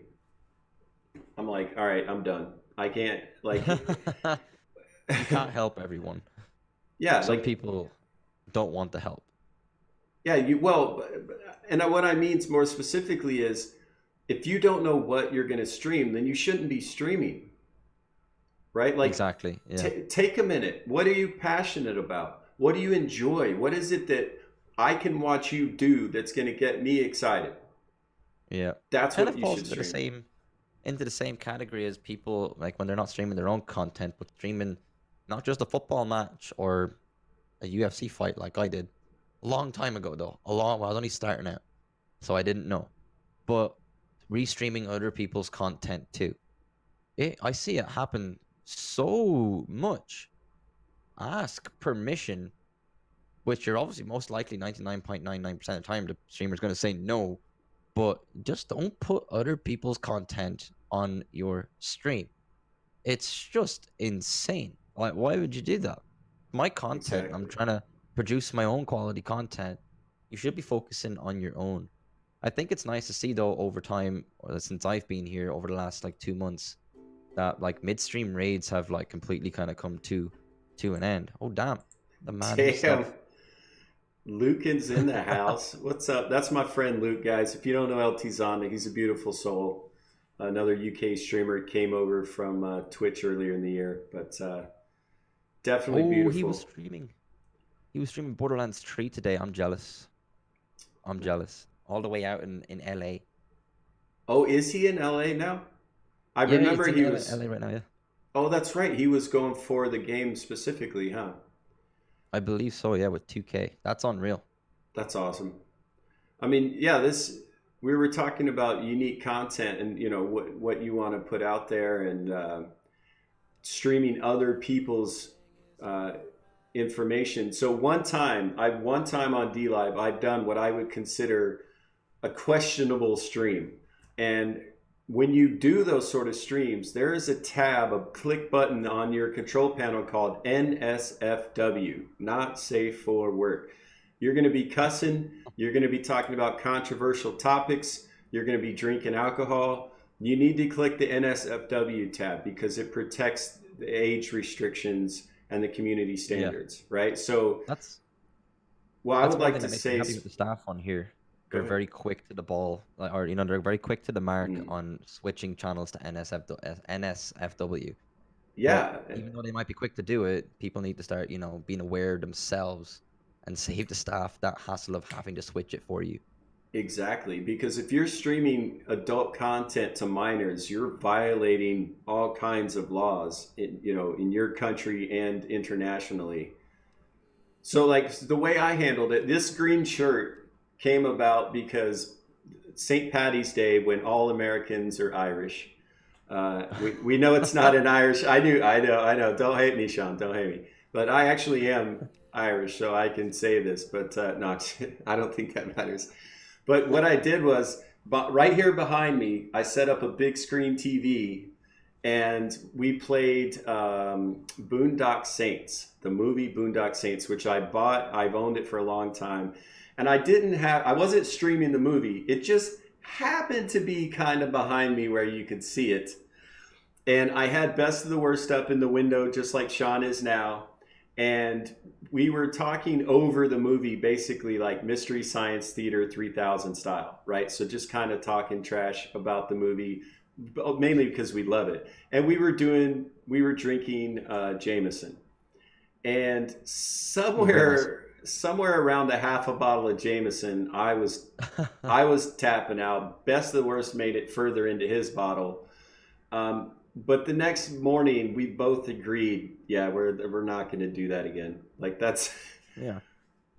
It's simply like, I think when it comes to, like, say, drinking on stream and stuff like that and having things like that on in the background, it's like it can be fun. It can be fun in games and it can be enjoyable, but if it's not like your persona and what you do on a regular basis for your stream and that's what you're based on, it can be risky, and risking losing some of your community that want to see you, say, sober more so than drinking on stream. And I right. experience loss in community as well from drinking on stream, and it's why I don't really do it anymore. Well, there's a couple things to say about that. I would think, just for general knowledge. Like, number one, when we decided to do a drinking stream, we actually said and made the disclaimer: this isn't normal. This is not what we normally do. I'm not accepting donations to take shots. Like, I'm going to drink whenever I feel like drinking, and I want to drink because my friend and I are kind of having a laugh about St. Patty's Day, about Irish whiskey, about the movie Boondock Saints. But we were still creating our own content. Yeah. Right. It wasn't even, matter of fact, we quit talking about the movie about 15 minutes in. Like, we just I didn't even realize that till I watched the playback. But again, Sorry, go ahead. no, I was going to say, but again, I still use that not safe for work option. Yeah. That's where, like, I'm thinking about it, like, in a sense that, like, I used to have, say, a stream where I would do a drinking stream, and people might donate and then tell me, right, well, I donate, take a shot or a swig or a mouthful or down the bottle. But if I would like to do an IRL stream again soon at my, say, local hotel and have a few drinks. And because I'm Irish and I'm definitely into my drinks, not in a way that I'm gonna like drink 10 pints of Guinness and start sloshing around, but tasting, say, different types of alcohol on stream and stuff like that, because I have an interest in, say, in alcohol in that way. Or I would like to actually, like, say, stream it, but like you said, not with it being tied to donations that, oh, if you give me a guinea, I'm gonna buy a shot of whiskey and do it. Like, I don't want it to be like that. It's more so that I'm doing it on my own terms and drinking to experience, say, a different type of cocktail or drink or wine, and just have an IRL stream that way.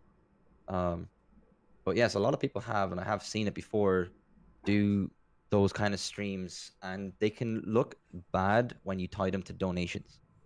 When it's like, come into this stream, I will be drinking, but only if you donate.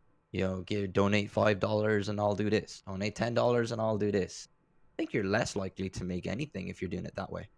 Well, I've seen some streams that are quite successful using that, but like what I want to say is the community standards of DLive expressly prohibit self-harm, right, on stream.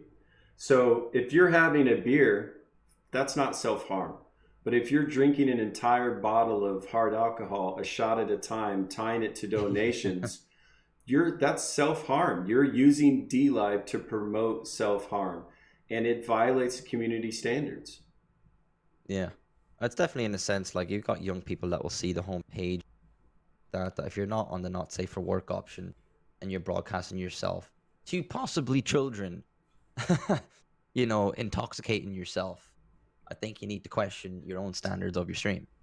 Yeah, and I mean, I've even had a few streamers in the last week. I've talked to one in particular, and he said he had some issues with being approved for partner and issues with streaming because, and then his story started with, well, I was drinking and blah, blah, blah happened that I didn't mean to happen. And you're like, yeah, alcohol lowers your inhibitions and you will do and say things that you wouldn't necessarily do. And like, you know, there are children watching, there are people watching all over the world. You need to understand when you turn that camera on and there's people in chat, you have no idea who is actually watching you. Actually, what's NJ Bales is actually saying there is something I think can be self-harm 24-hour streams. Absolutely. I do not agree fully with 24-hour streams. I know people do them, and I will never tell you don't do that. It's your life, it's your stream. If you want to do that, go for it. Me personally, I feel I would be the guy that would suffer from fucking heart failure or something like that if I did that. So I tend to not go that far with my streams. There have been people who have suffered terrible things from streaming for that long. I think it's fair to yourself and your community as well to stream a reasonable amount of time. But everyone gets to a point in their stream, say after a certain amount of hours, where the energy is not the same. The content you're putting out is no longer the same, and the quality starts to dwindle. Those are the times to finish up. 24-hour streams are ridiculously unhealthy. Never feel pressured into having to do something like that.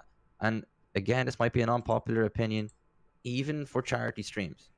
Don't push your own life to the limits to raise money for charity. It's like you might be doing such an extremely good deed. Spread it out maybe over 2 or 3 days of streams, and stop pushing yourself where you can only end up doing yourself some harm. Yeah, I mean, I actually fell into that trap one time, Sean, when I first started streaming here on DLive, and I was doing maybe 2-3 hours, sometimes 4 hours streams.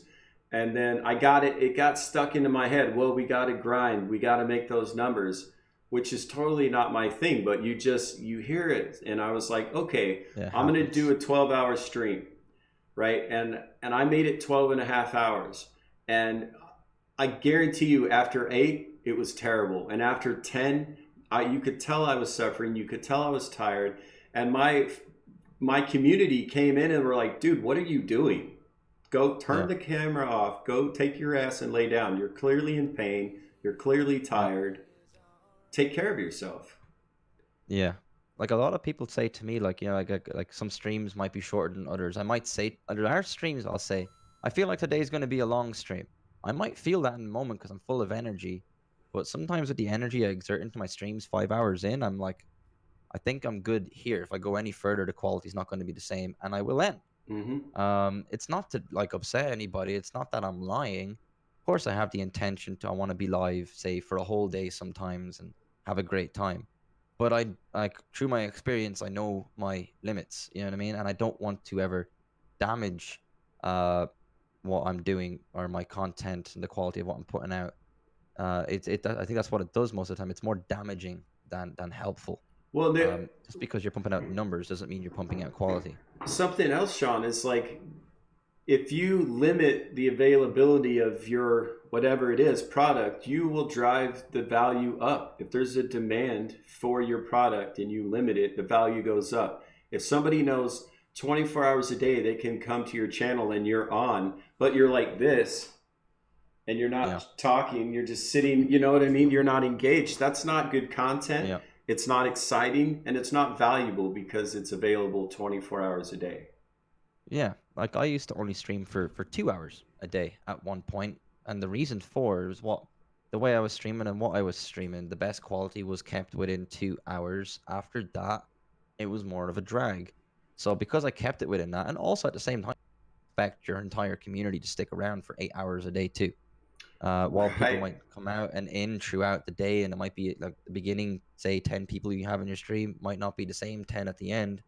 Um, it's nice to keep just the quality length streams. You do not need to push yourself to your limits. When I was doing 2 hour streams a day, that I was able to manage and schedule, that I was comfortable with and happy with doing. Um, I think the quality was so much better and people were enjoying it a lot more because I didn't drag it past the point to where it's no longer fun or enjoyable to watch. Sure. And Maria says, I would love to hear your opinions on sleep streaming. My opinion is short and simple. If you're not creating unique, high quality content, then don't stream. And sleeping is not unique or high quality. Yeah. I see past the intentions of I see straight through the people who are sleeping on stream, if I'm being honest. Yep. These people are sometimes live for financial gain.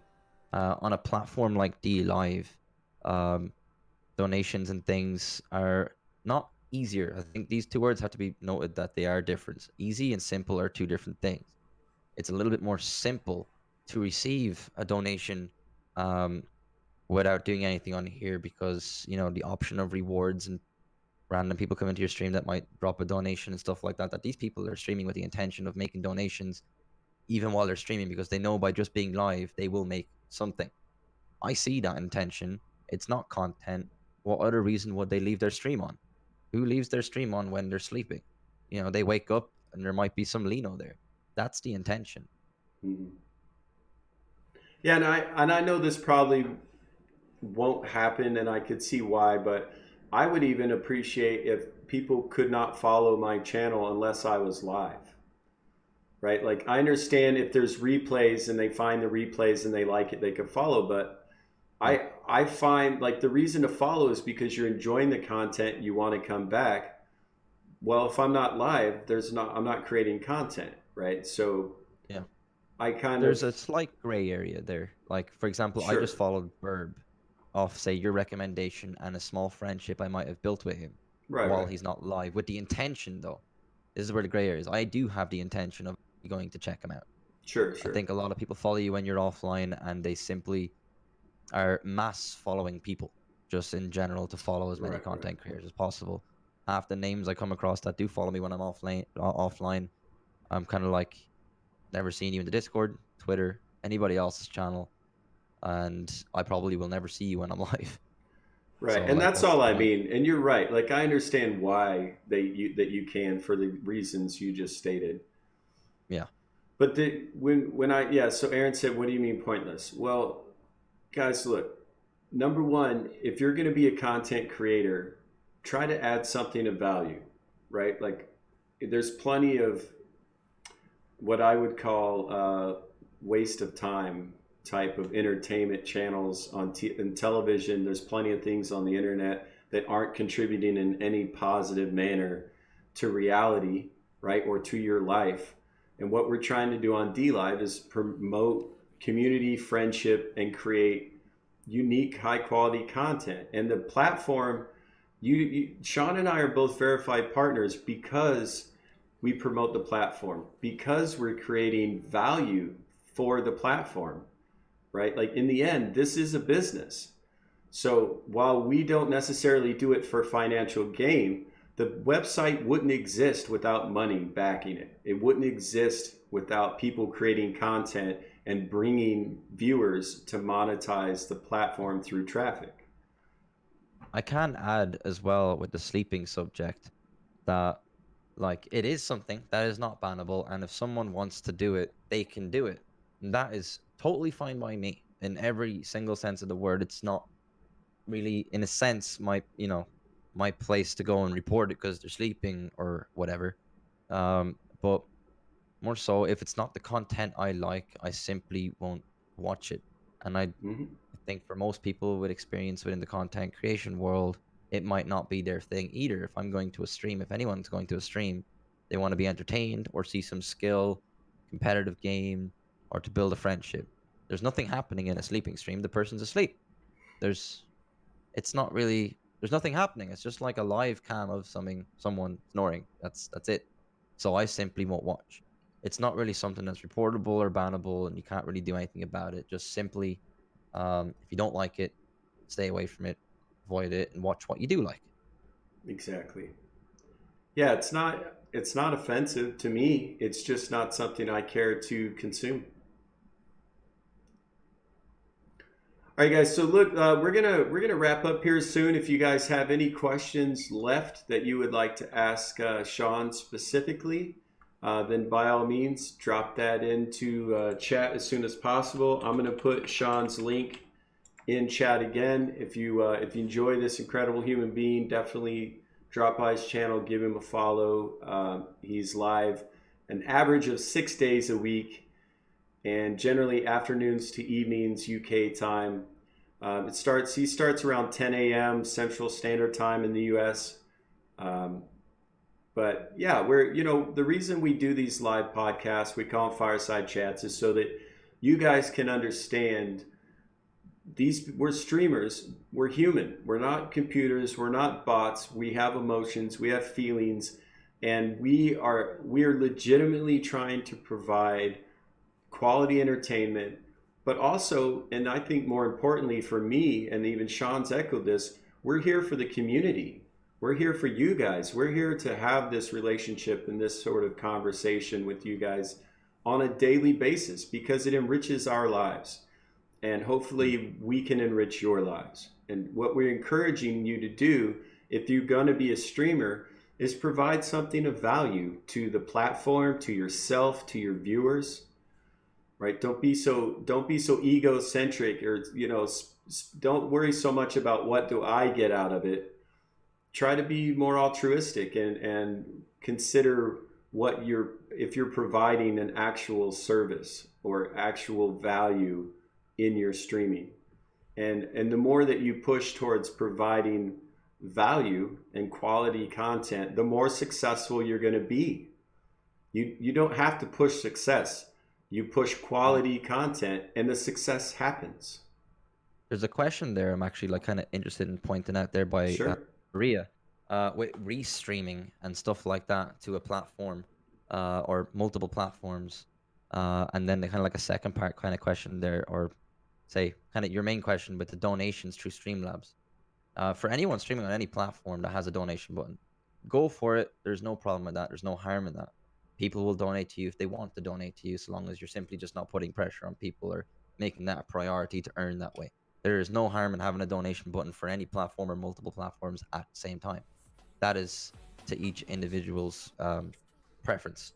As far as restreaming goes, career-wise, um, I think it's nice to focus on one platform, and stream directly to one and solely to one platform. I think a lot of people restream out of the fear that they can't get all of their community onto the other platform that they really want to be on. The way I see it is, if someone really supports you and they care about you, they're gonna want to see you regardless of the platform. They're there for you, not the platform. Um, and as well, like career wise, is it with like future potential sponsorships, partnership on platforms and things like that.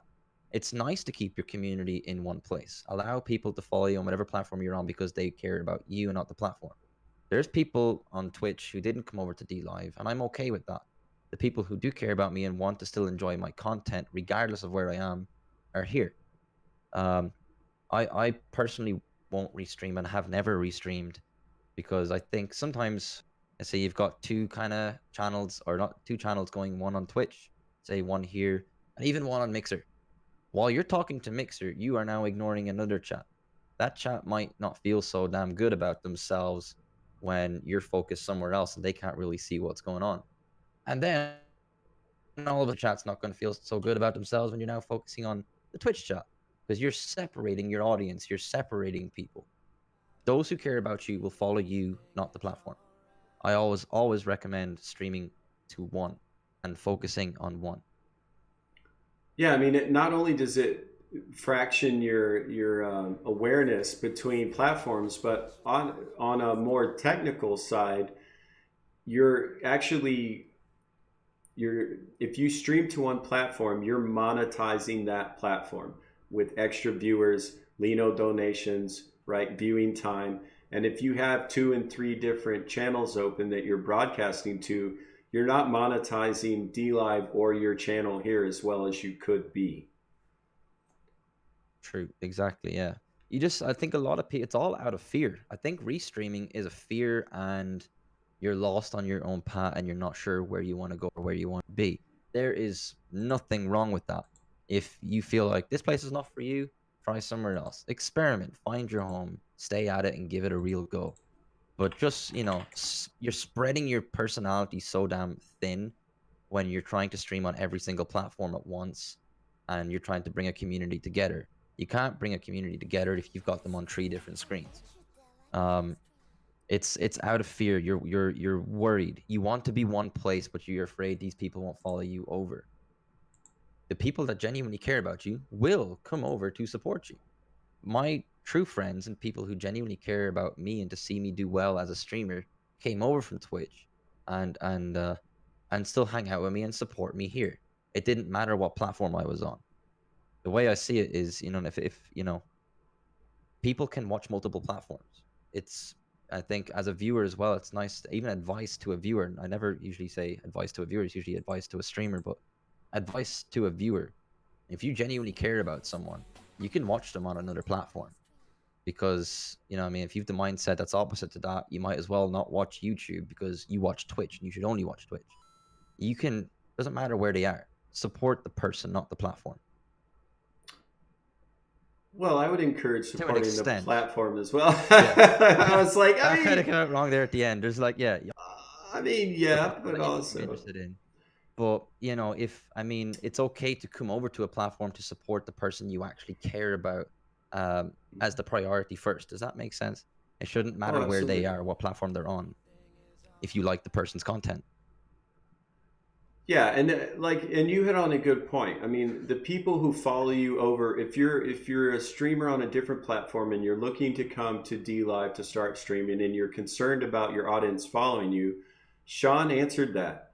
If they love you, if they want to support you, they're going to follow you to the new platform.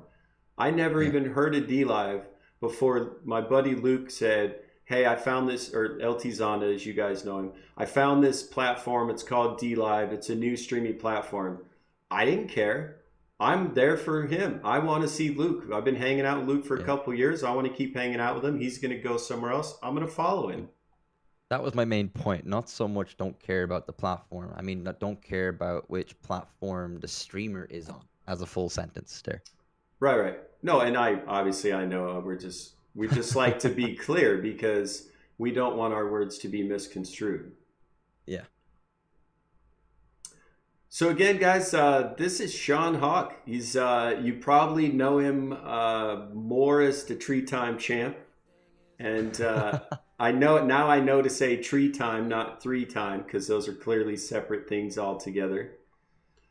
But yeah, there you go. He's got a beautiful smile, guys. A beautiful, beautiful man. Tree Time champ. Very big insecurity about that. Really? When it comes, because my front teeth are not real. Dude, usually when I smile, my lip goes over them very quick. See this? Every tooth is fake. I wear dentures. I got sick. My teeth tried to kill me. They had to pull them all out. The struggle is real. So we all have struggles. Just be yourself. Embrace your differences. I almost said faults, but fault's not the right word. Life comes at you, right? And 100%. Don't worry about it. Don't just like roll with it, embrace it, and like Zonda says, take the piss out of it, support it, use it. He diamond because he has a stutter. I didn't even know he Yeah. had a stutter. I thought that's just what he did, and it sounds awesome. Yeah, it's the Right. best way about it. You know what I mean? That's like I'll always take the piss out of me being bald because I'm comfortable with it. I'm happy being bald, so I can laugh at it, and I'm happy to let others laugh at it too because I'm laughing along with them. It's not really that they're laughing at me about it. It's more like we're laughing with each other. Exactly, and that's what we were talking about: good-natured trolling versus cyberbullying. They're clearly, distinctly different things. Big time. All right, It's Sean. yeah. Well, I was gonna say good? we're already at 3.5 hours, man. This is the longest live podcast fireside chat to date, and I feel like we could even keep going, but again, I don't want to wear you guys out, the audience. I don't want to wear my buddy Sean out. So we're Yeah, we're I'm definitely good, man. I'm happy. yeah. I mean, these are incredible, but I know that a lot of the guys here definitely know Sean for his cringe-worthy humor. Maybe, I don't know. Is that the right? Is that what you would call it? The weird and strange. Nothing It kind of strange. falls into those categories, yeah. Nothing strange here, folks. Nothing strange here. So we're actually going to wrap it up, guys. Sean, if you don't mind hanging out for just a moment, I'm going to go ahead and wrap up the show, and then I will be right back Yep. with you, my friend. Happy to. Peace, dudes.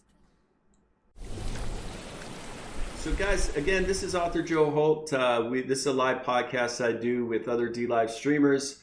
I do them several times a week, depending upon the streamer's availability.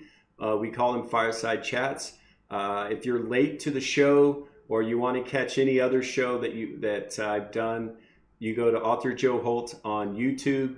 There's a full playlist of every one of these Fireside Chats we've done.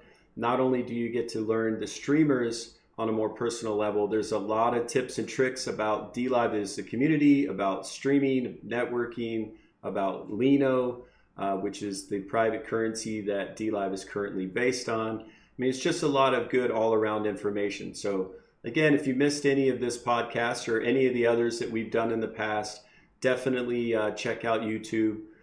Just so you guys know, tomorrow, 4 p.m. Central Standard Time, 10 p.m. UK time, we actually have Crash Bandycliff. Very excited about that one as well. Found him through SeanHawk.